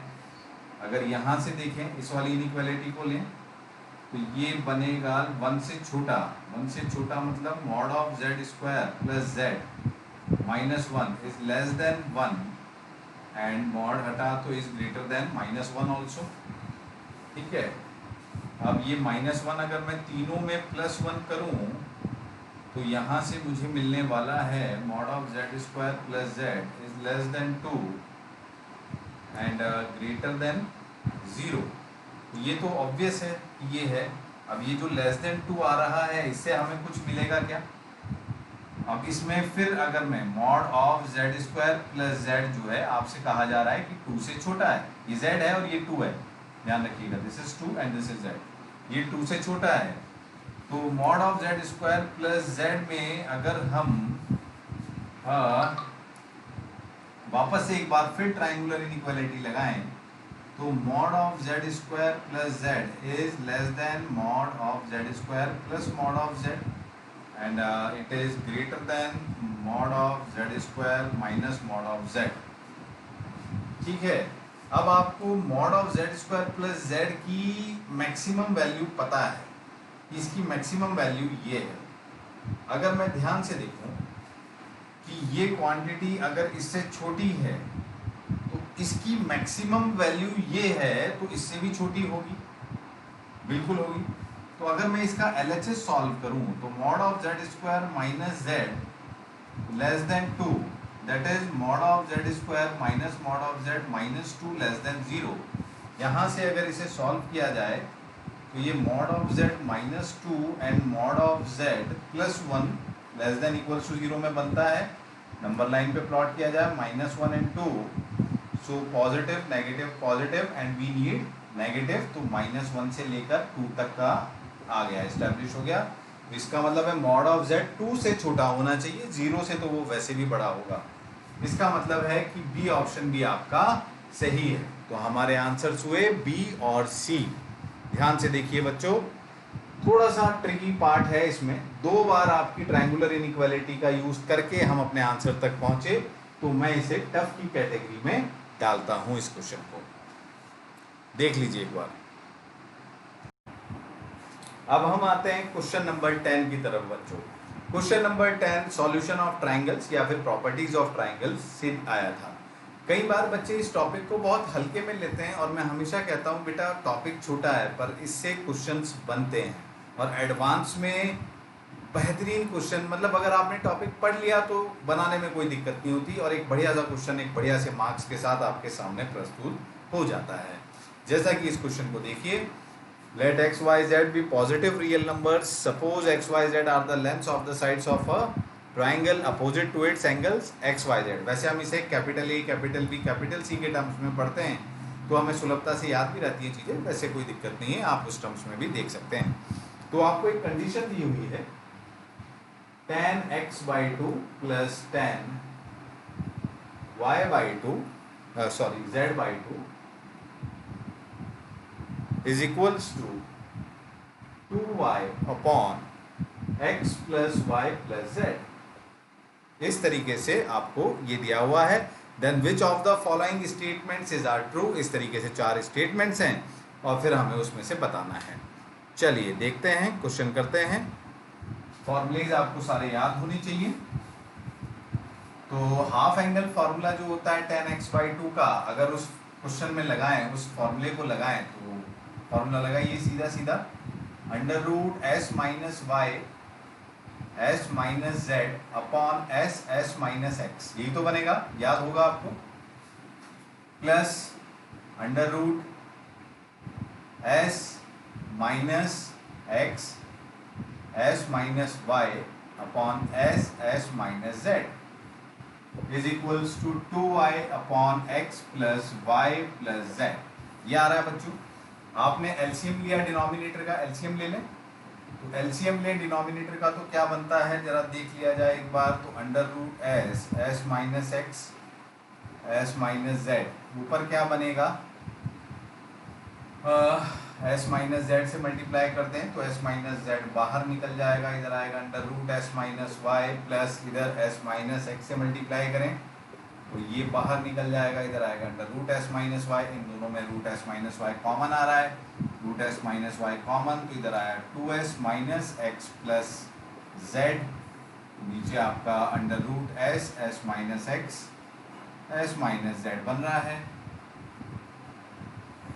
ध्यान से देखिए, और इधर है 2y upon x plus y plus z को 2s लिख सकते हैं, ये 2 कैंसिल हो गया। एक बार देखते चलिए, कोई दिक्कत नहीं होनी चाहिए। 2s की वैल्यू होती है x plus y plus z, तो ये एक्स कट जाएगा तो यहाँ खाली y रह जाएगा। ये फॉर्मूले याद होंगे तो आप इन चीज़ों में अटकेंगे नहीं, फटाफट करते चले जाएंगे जैसे मैं कर रहा हूँ। y कैंसिल हो गया, ठीक है, s इधर जाएगा तो और इधर रूट s से काटेगा तो ये ऐसा बन जाएगा s minus y upon s minus x s minus z is equals to 1/s। देखिए, नहीं s तो इधर चला गया, सॉरी, खाली 1 रह जाएगा इधर। क्या ये किसी का फॉर्मूला है? क्या याद आ रहा है किसी को? cot y/2 का फॉर्मूला है ना, ये हाफ एंगल फॉर्मूला है cot y/2 का, and that is equals to 1। इसका मतलब है कि y/2 इज 45 डिग्री, इसका मतलब है y इज 90 डिग्री। वाह, बेहतरीन रिजल्ट आ गया। इसका मतलब है कि जो ट्राइंगल है वो राइट एंगल ट्राइंगल है बच्चों, राइट एंगल ट्राइंगल। यानी ये जिस ट्राइंगल पर चर्चा करने की बात कर रहे हैं वो कुछ इस तरीके का है, एक्स वाई जेड 90 डिग्री। तो यानी एक चीज तो यहाँ से क्लियर हो गई कि x प्लस जेड, एंगल्स के बारे में, x plus z is equals to y होगा। तो ये एक ऑप्शन दे रखा है आपको, वो ऑप्शन सही हो गया। जरा देख लें एक बार कौन सा ऑप्शन दिया था, ये बी ऑप्शन दिया है, तो बी ऑप्शन तो बिल्कुल सही हो गया। देख लीजिए, बी बिल्कुल सही हो गया। तो ए तो सही है नहीं, वो तो दिख गया अपने को। अब सी को अगर आप ध्यान से देखें तो सी क्या लिखा हुआ है, लिख लेते हैं एक बार इसे। tan x/2 is equals to x upon y plus z. एक बार चेक कर लूँ क्या ये होल्ड करेगा। अगर मैं इसमें साइन रूल लगाऊं तीनों में तो x को लिख सकते हैं 2r साइन कैपिटल X, ऐसे ही y को भी z को भी, तो 2r कट जाएगा। यहाँ आएगा साइन x, यहाँ आएगा साइन y, यहाँ आएगा साइन z। साइन y तो 90 डिग्री है तो ये 1 हो गया। z को आप क्या लिख सकते हैं, y तो 90 डिग्री है तो z हो गया 90 माइनस एक्स, तो इसे 90 माइनस एक्स लिखा जा सकता है, 90 डिग्री माइनस एक्स, तो ये cos x हो जाएगा। तो this will become sine x अपॉन 1 plus cos x, and we know sine x को आप हाफ एंगल में लिखेंगे 2 साइन x/2 cos x/2, और 1 प्लस cos x को लिखेंगे 2 cos स्क्वायर x/2, दोनों कट गए, ये tan x/2 ही आ गया बच्चों। यानी ये ऑप्शन भी सही है, ये सी ऑप्शन था। तो बी और सी दोनों ऑप्शंस सही हैं, ध्यान से देख लिया जाए। अब एक बार डी ऑप्शन को भी देख लो कि क्या डी ऑप्शन सही बन पाएगा। तो जैसा कि हम यहाँ पर जानते हैं पाइथागोरस थ्योरम यहाँ होल्ड करेगी, तो x square plus z square is equals to y square है। अगर x square plus z square y square डाल दिया जाए डी में तो जीरो हो जाएगा LHL, और एक्स इंटू जेड जीरो नहीं आ सकता, मतलब डी तो गलत है। तो बी और सी आपके बिल्कुल सही जवाब हुए। एक बार मैं इसे हटा देता हूँ, ध्यान से देख लीजिए, शायद आपको दिखाई ना दिया हो उस समय नीचे, तो एक बार देख लीजिए। यहाँ पर मैंने ये tan x/2 को सॉल्व किया sin x अपॉन 1/this लेकर, वो जो ऑप्शन था उस समय वो क्वेश्चन सामने था तो आप नहीं देख पाए होंगे, इसलिए एक बार देख लीजिए। डी ऑप्शन को लिखा है मैंने, यहाँ साइन रूल लगाया है तो वो x की जगह ये आ गया और यहाँ y z की जगह, और ये वही चीज़ निकल कर प्रूफ हो जाती है। देखिए, ठीक है, चलिए नेक्स्ट क्वेश्चन बच्चों आया है 3D से, 3D ज्योमेट्री से। ध्यान से देखें क्वेश्चन की तरफ, दो लाइनें दी हुई हैं आपको L1 एंड L2, तीसरी लाइन दी है एक L। आपको ये कहा गया है कि L लाइन जो है वो L1 और L2 के प्लेन में ही है, और L1 और L2 के इंटरसेक्टिंग पॉइंट से पास होते हुए एंगल बाइसेक्टर से जा रही है, इस तरीके से कहा गया है। फिर उसमें कुछ वेरिएबल्स हैं, अल्फा, L, M, गामा, उनके ऊपर 4 ऑप्शंस दिए हुए हैं और ये आपको सॉल्व करके निकालनी है। चलिए बच्चों देखते हैं फिर इस क्वेश्चन को। नोट कर लिया होगा सभी ने, देख लिया, आ जाइए। तो L1 और L2 दो लाइनें हैं, इस तरीके से बना लेते हैं। दोनों के जो पॉइंट्स हैं, जैसे ये 1, 0, 1, ये भी 1, 0, 1 से पास हो रही है, तो ये जो इंटरसेक्टिंग पॉइंट है ये 1, 0, 1 है बच्चों। इसके जो DRs है 1, -1, 3, इसका मतलब ये हुआ कि ये जो लाइन है इसके अलोंग एक unit vector i cap minus j cap plus 3k cap के रूप में लिखा जा सकता है। इसके DRs ये दिए हैं, तो इस लाइन के अलोंग एक vector -3i cap minus j cap plus k cap के रूप में लिखा जा सकता है। अब इसके एंगल बाइसेक्टर के अलोंग हमें जो है DRs निकालने हैं। अब आप अपने आप सोचिए कि कैसे निकालते हैं एंगल बाइसेक्टर के अलोंग। अगर मैं इन दोनों लाइनों के यूनिट वेक्टर ले लूं, इस डायरेक्शन में भी और इस डायरेक्शन में भी, तो इस डायरेक्शन में जो यूनिट वेक्टर है √11 से डिवाइड कर देते हैं, i cap minus j cap plus 3k cap by √11, और इधर वाली लाइन के अलोंग भी यूनिट वेक्टर बना देते हैं -3i cap minus j cap plus k cap by √11। अगर इन दोनों यूनिट वेक्टर्स का रिजल्टेंट निकालेंगे तो resultant is always along the diagonal of the parallelogram formed by these two unit vectors, और ये दोनों चूंकि बराबर है, यूनिट है 1, 1 यूनिट के हैं, तो ये रोम्बस क्रिएट करेगा। तो जो ये इनका रिजल्टेंट होगा वो इनके बाइसेक्टर के अलोंग होगा। रिजल्टेंट मतलब सिर्फ दोनों को ऐड कर देना है, यानी जो रिजल्टेंट वेक्टर आ रहा है देखिए क्या आएगा, 2i cap by √11 minus 2j cap by √11 and 4k cap by √11. This is the resultant of these two vectors, और ये वो वेक्टर है जो डायगोनल के अलोंग है, मतलब एंगल बाइसेक्टर के अलोंग है। तो इसके अलोंग आपको 3 पॉइंट्स मिल गए, ये DRs हो जाएंगे। इन तीनों DRs को √11 से मल्टीप्लाई कर दूं तो ये हो जाएंगे -2, -2 और 4, -2, -2 और 4।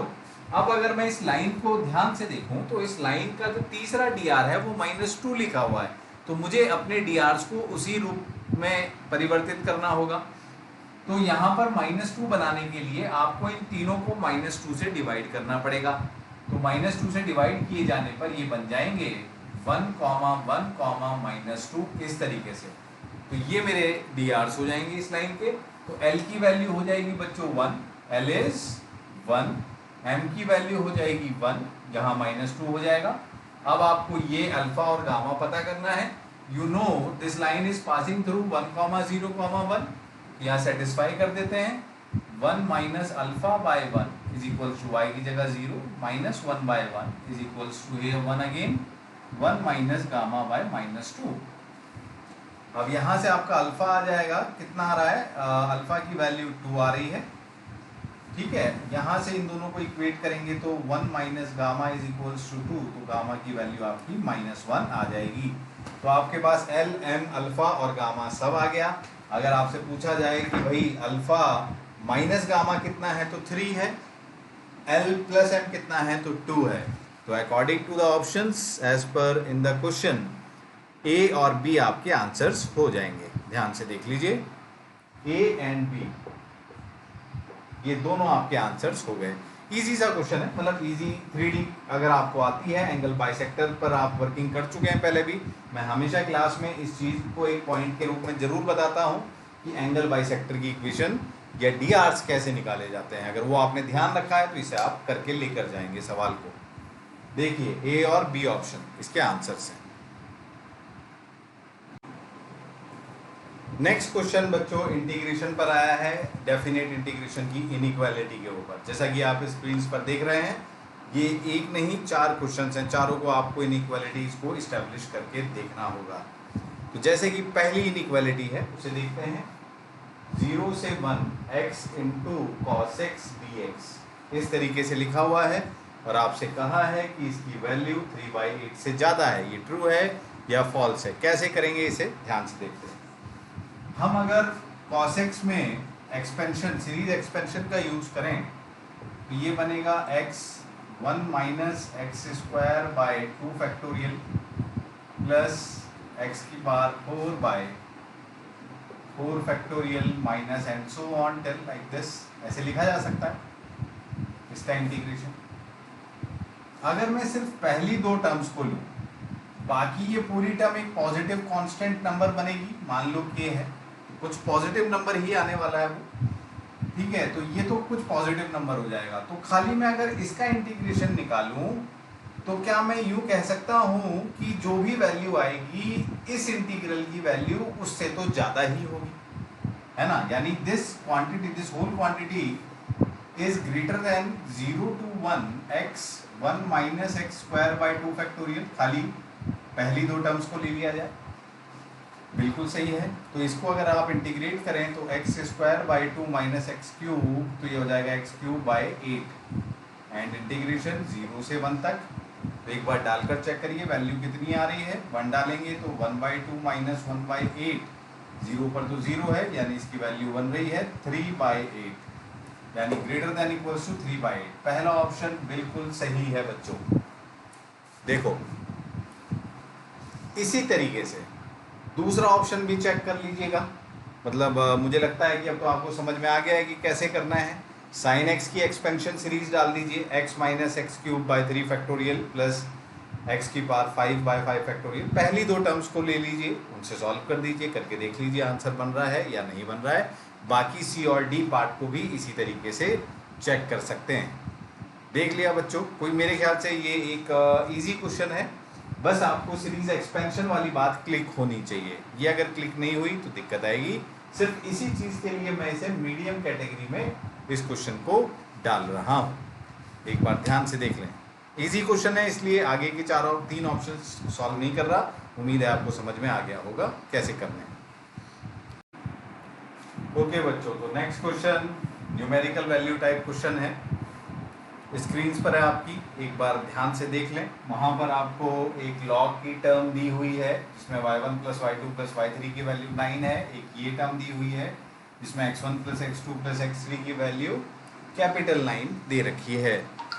इस तरीके से दे रखा है और आपको बोल रखा है कि फर्स्ट वाली टर्म में small m is the minimum value of this term. Small m को मिनिमम वैल्यू बताया है, इसमें कैपिटल M को मैक्सिमम वैल्यू बताया है इस टर्म की, एंड इस क्वांटिटी की वैल्यू पूछी गई है।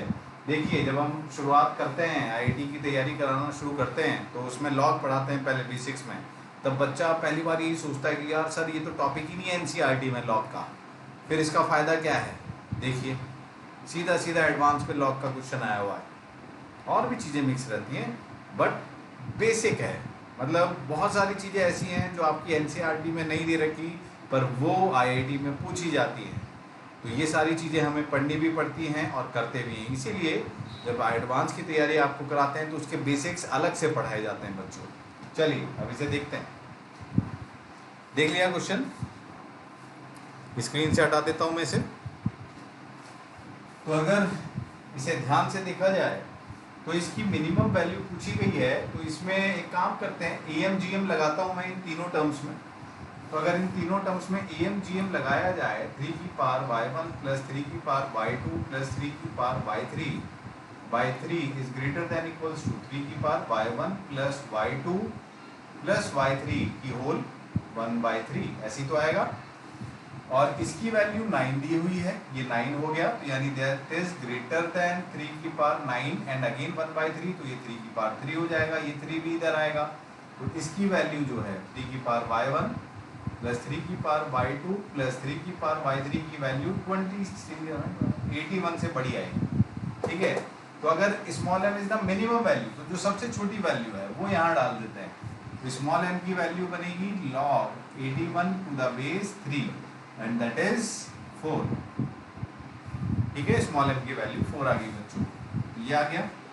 अब दूसरे वाले में अगर हम देखें तो ये log a plus log b plus log c लिखा हुआ है, इस पर log की प्रॉपर्टी लगा देते हैं and this will become log x1 into x2 into x3 with the base 3।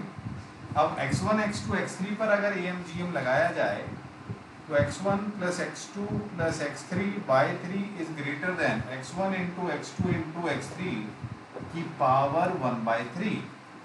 Now x1 plus x2 plus x3 क्या है, 9 है, या 9 डाल दें। ये 3 9 हो जाएगा, और ये 1/3 इधर आएगा तो 3 की पावर में जाएगा x1 into x2 into x3।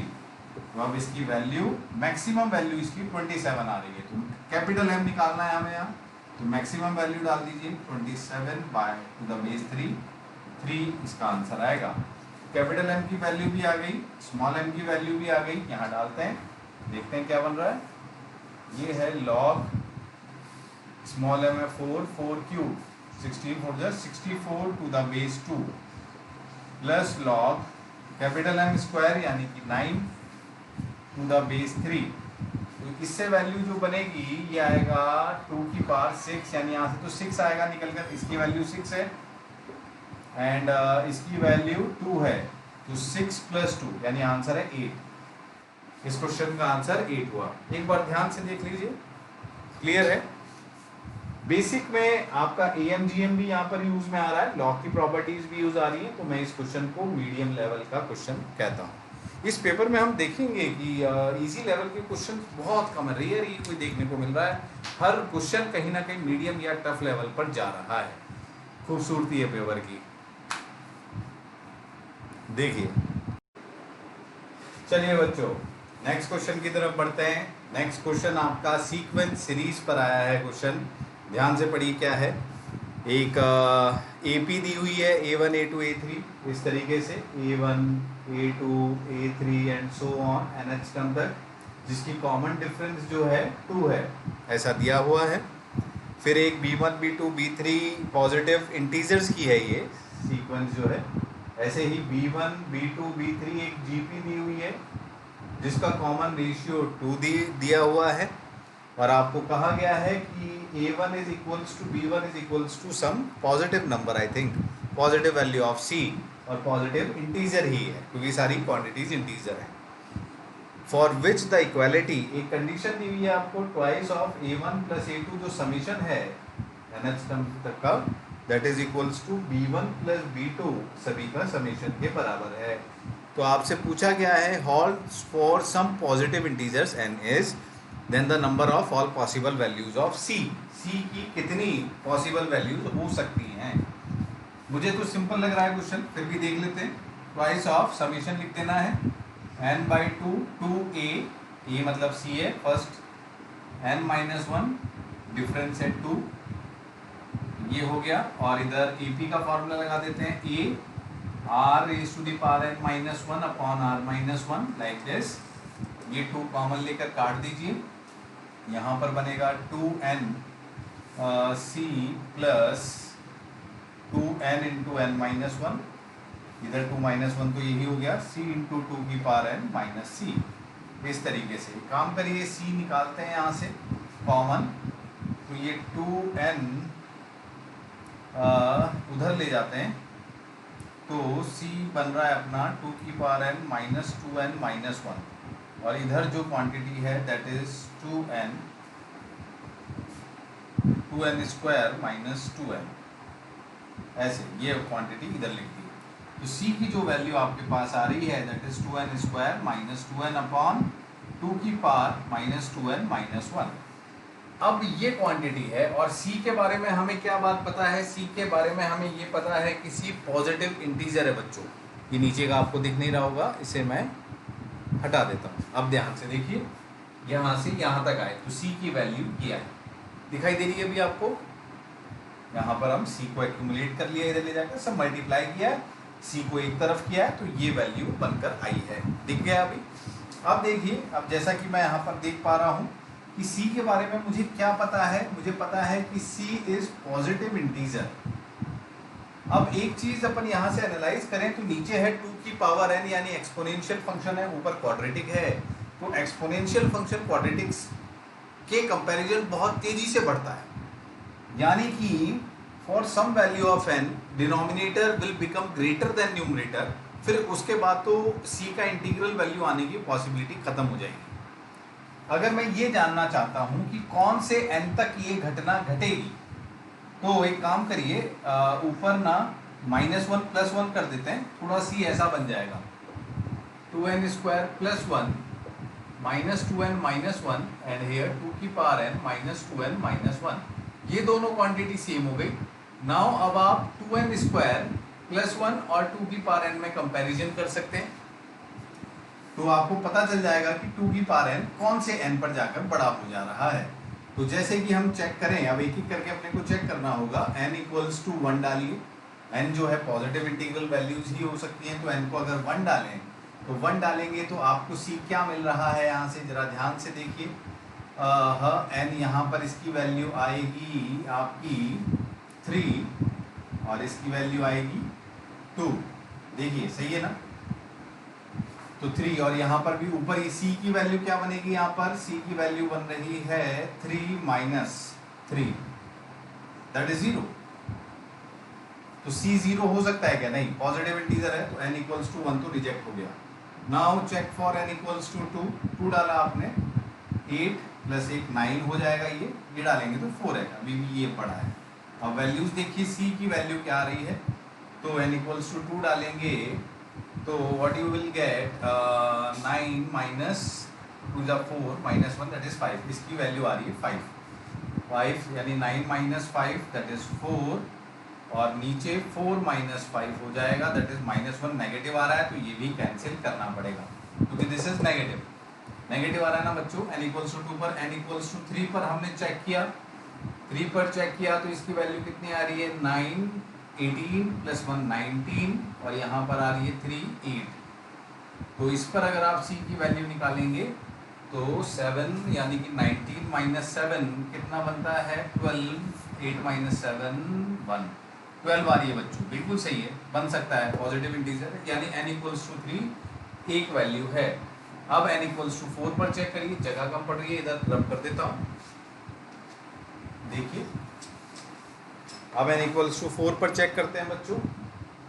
n equals to 4 इसमें डालेंगे तो 4 4 जा 16, 32 एंड 33, और ये n इक्वल्स टू 4 पर 16 आएगा, ठीक है। तो अब n इक्वल्स टू ये आएगा 9, 33 माइनस 9 कितना हो जाएगा 24, तो 24 और ये माइनस 9 हो जाएगा 7, तो 24/7 फ्रैक्शनल है, हो नहीं सकता, रिजेक्ट हो गया। n इक्वल्स टू 5 पर चेक करें, 5 पर ये वैल्यू है 25 टू 50, 51, और 5 पर ये वैल्यू आ रही है 32, एंड 5 पर ये 11 है तो यहाँ से 11 गया तो ये 40 बचेगा, और यहाँ से 11 गया तो ये 21 बचेगा, ये भी फ्रैक्शनल रहने वाला है तो ये भी रिजेक्ट हो जाएगा। n इक्वल्स टू 6 पर आप देखेंगे तो 6 पर 6 6 36, 72 प्लस 1 73, और 6 ये हो गया 64, एंड 6 पर 12 और 1 13 माइनस करेंगे तो ये 60 आएगा, एंड यहाँ से 13 माइनस करेंगे तो ये 51 आएगा, this is also rejectable. Now what will happen at n equals to 7, n equals to 7 पर बच्चों ये क्वांटिटी आएगी 7 स्क्वायर 49 इंटू 2 98 प्लस 99, और ये 7 पर कितना हो जाएगा 128, यानी ये क्वांटिटी बड़ी होने लगेगी अब इससे, यानी अब इसके बाद चेक नहीं कर सकते।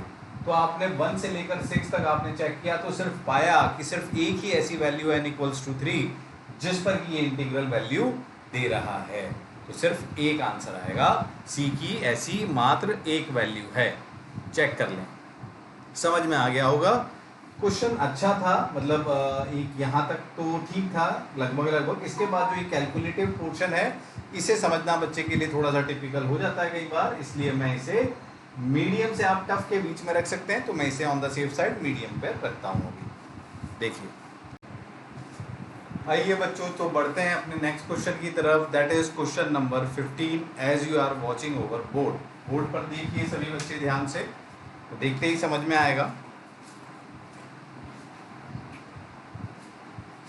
ट्रिग्नोमेट्री का क्वेश्चन है बच्चों। क्वेश्चन में जो लैंग्वेज में कहा गया है, कुछ बच्चे उसमें कंफ्यूज हुए कि भाई ये क्या बोल रहा है, कुछ नहीं कह रहा, बहुत सिंपल तरीके से वो कह रहा है कि अल्फा बीटा 0 से 2 के बीच में लाई करते हैं, x is a axis such that in between 0 to 2 where f(x) is greater than equals to 0 that is equals to the interval alpha comma beta, मतलब अल्फा से बीटा तक के इंटरवल में आपका जो ये फंक्शन है वो पॉजिटिव है। आपको वो इंटरवल निकालना है 0 से 2 के बीच में जहां पर ये फंक्शन पॉजिटिव रहे, वही अल्फा से बीटा है वैल्यूज। बस फिर उसके बाद उसने सिंपली पूछा है कि what is value of beta minus alpha. उम्मीद है क्वेश्चन समझ में आया। चलिए अब इसे करने का प्रयास करते हैं। देखें बच्चे, यहाँ पर 2 पाई एक्स, पाई एक्स, 3 पाई एक्स ऐसे सब कुछ लिखकर बच्चों को बड़ा कंफ्यूज करने की कोशिश की गई है, पर आपको डरने की आवश्यकता नहीं। आप इसे आराम से सहजता से सॉल्व करते हुए आगे बढ़िए, कोई दिक्कत नहीं है। एक काम करिए, क्वेश्चन को इजी बनाने के लिए आप इस पाई एक्स क्वांटिटी को थोड़ी देर के लिए ए मान लीजिए, जिससे कि आपको अच्छा लगने लगेगा। 3 minus sine 2a here sin a minus pi by 4 minus sine 3a plus pi by 4, इस तरीके से आपको ये लिखा हुआ दिखाई देगा। अब एक काम करते हैं, इसको ओपन कर देते हैं बच्चों, ठीक है, डायरेक्टली ओपन कर दें। और तो कुछ ऐसा डायरेक्ट विजन में देखने में नहीं आ रहा है कि भाई और कुछ, ठीक है, डायरेक्ट ओपन करो, कोई दिक्कत नहीं है, ठीक है।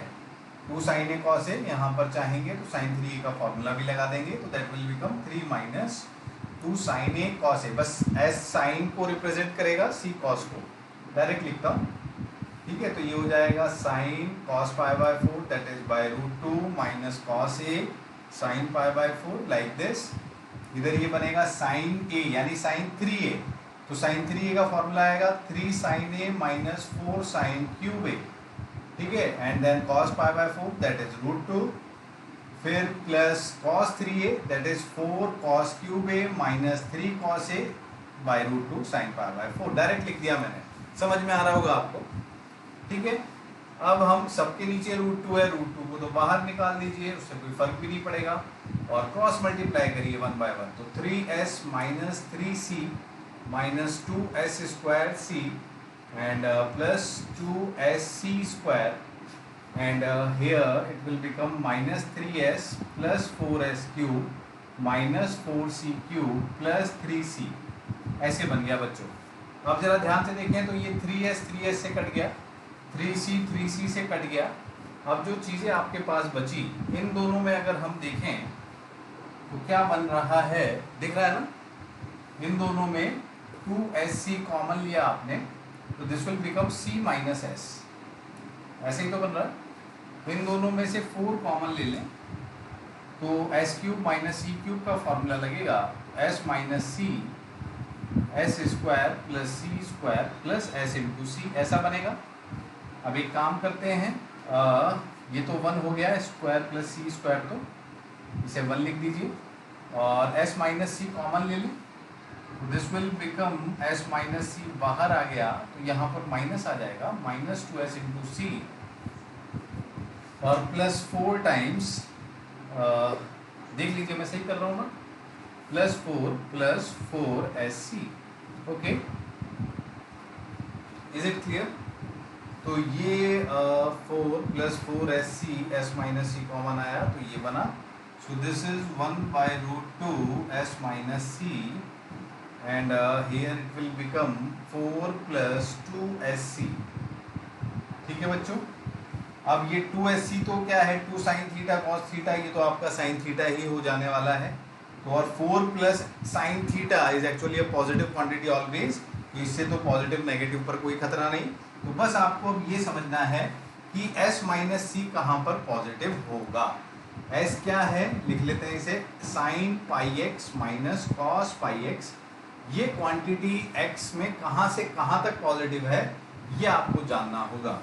अब आप जरा ध्यान से देखिए बच्चों, अगर मैं चाहूँ तो इसे भी 1 बाय √2 से मल्टीप्लाई करके इस तरीके से लिख सकता हूँ, sine pi x minus pi by 4, या प्लस पाई बाय 4 के रूप में, या माइनस नहीं आएगी तो √2 से मल्टीप्लाई हो जाएगा, ठीक है, ऐसे लिखा जा सकता है ऐसे, तो √2 तो इधर आकर कट जाएगा, उसकी कोई दिक्कत नहीं है, खाली टर्म ये बचेगी।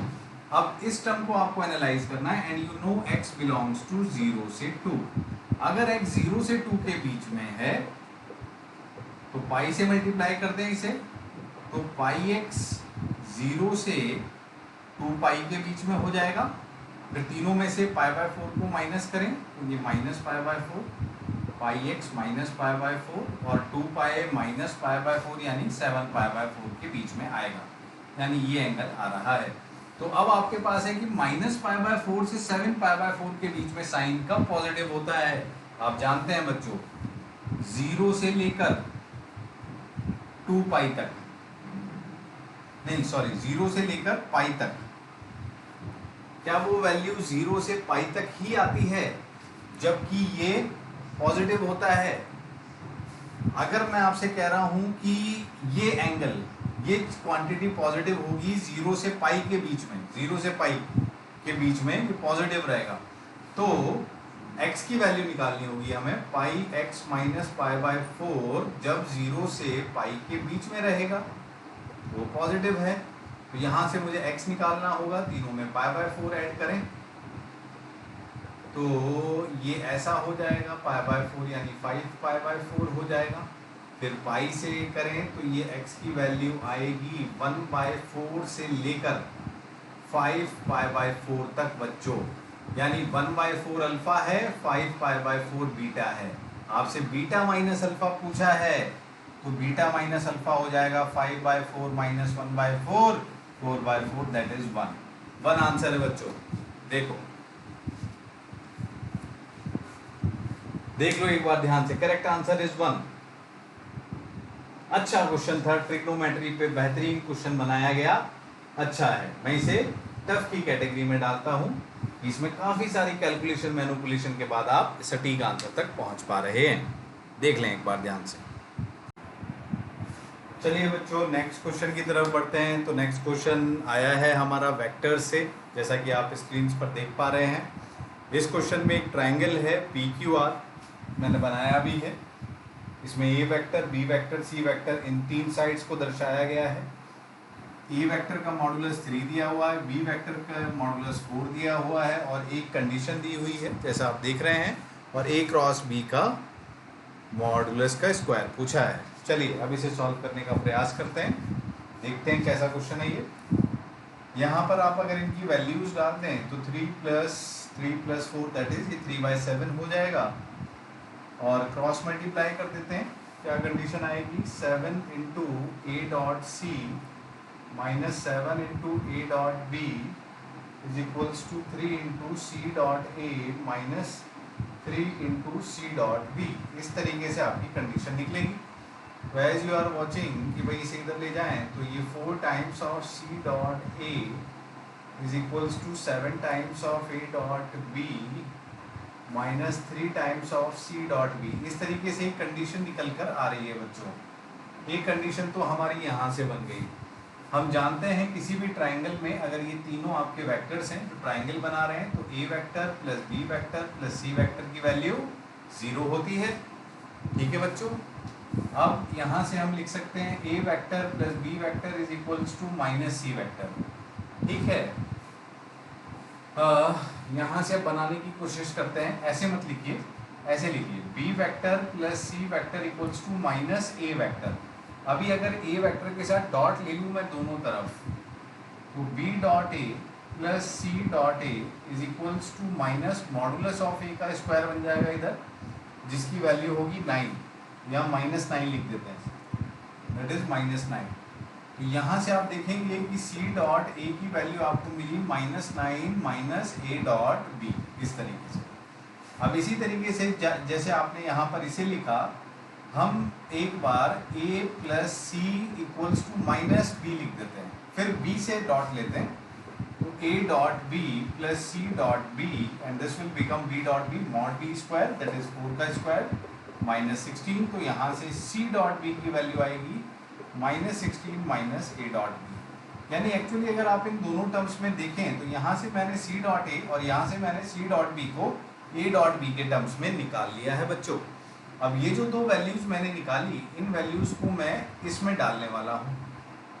तो सी डॉट ए की जगह पर इसे प्लेस करें तो you will get 4 into -9 minus A dot b, 7 a dot b, उसे एज इट इज रखें और सी डॉट बी में इसकी वैल्यू डालें -3 इंटू -16 माइनस ए डॉट बी। ध्यान से देखिए, तो ये बना 36 minus 4a dot b equals to 7a dot b, 48 plus 3a dot b। यहाँ से अगर देखें 7 3 10 14, तो ये बन रहा है 14a dot b is equals to 48 plus 36 and this will become 8 6 14 और 84। ओके, यहाँ से a डॉट b की वैल्यू आ रही है 84 बाई 14, दैट इज 41/7।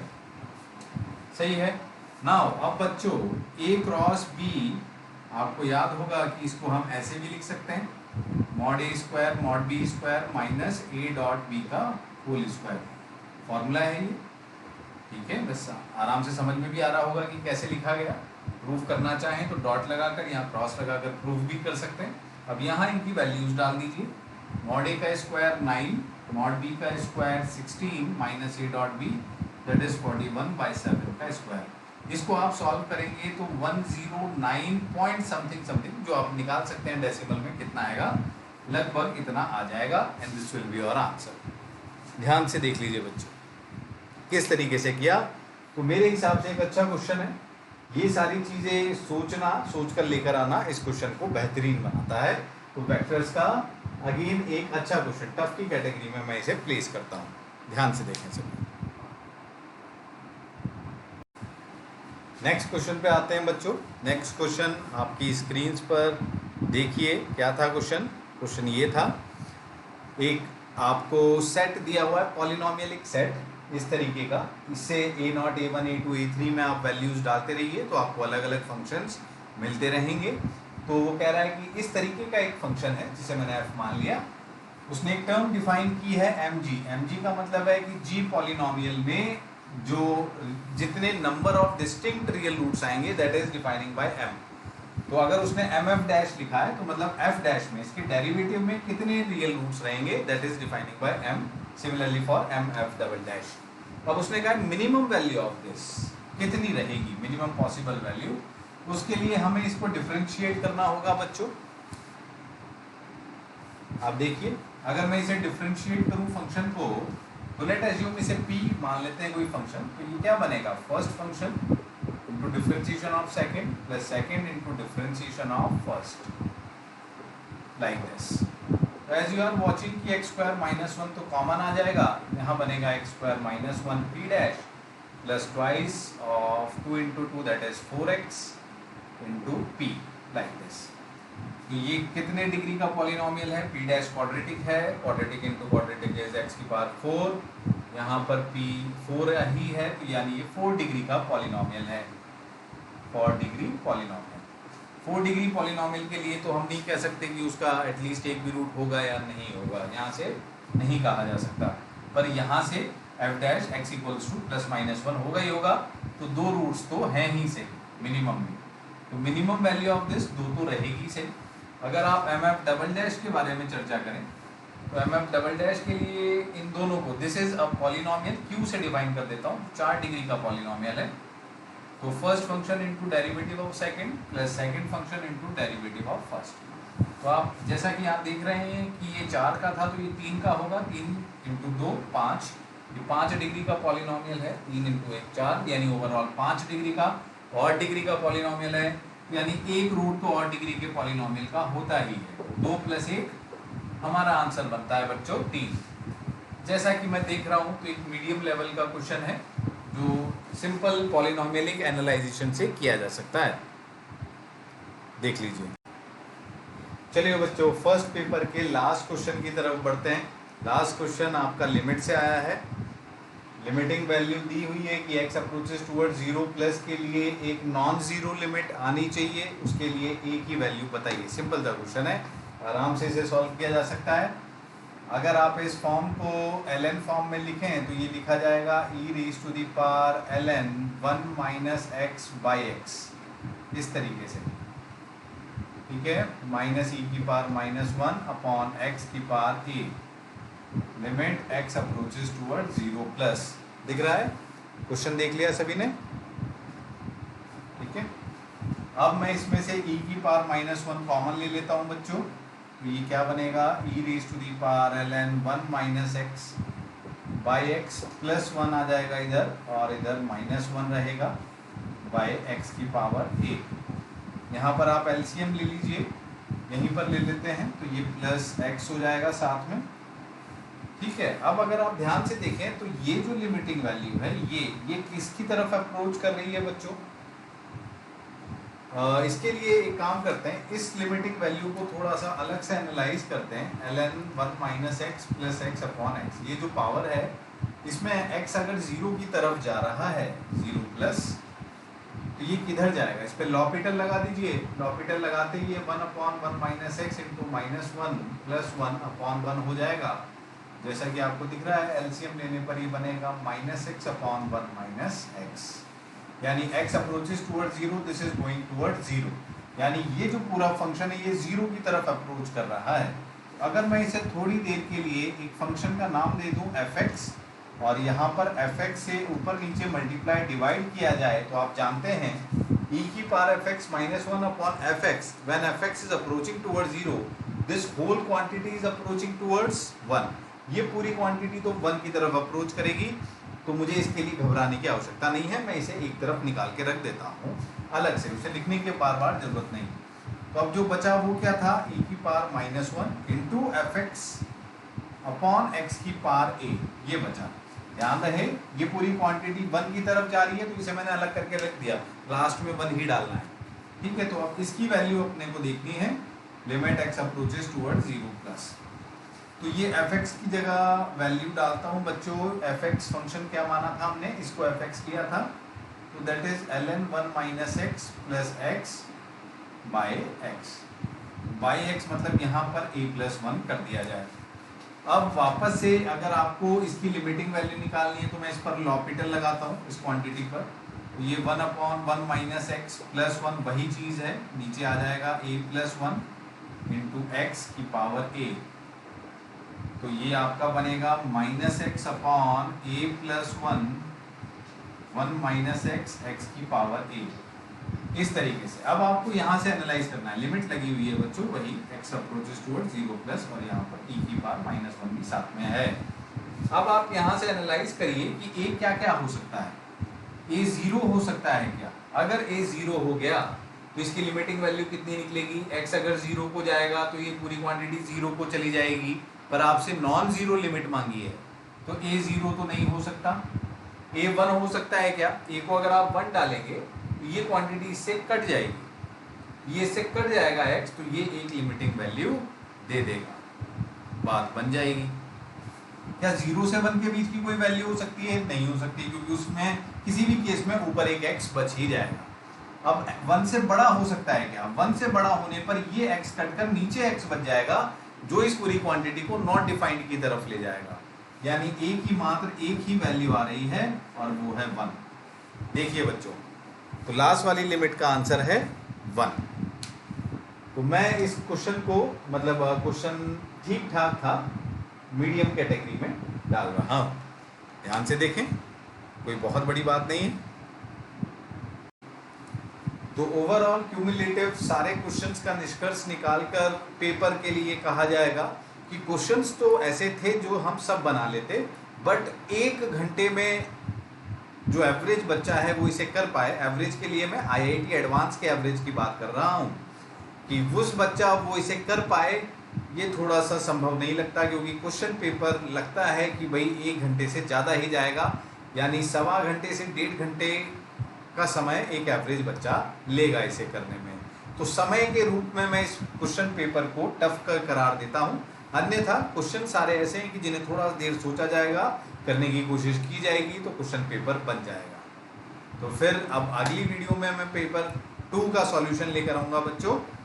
ठीक है, होप कि सभी क्वेश्चंस आपको समझ में आए होंगे।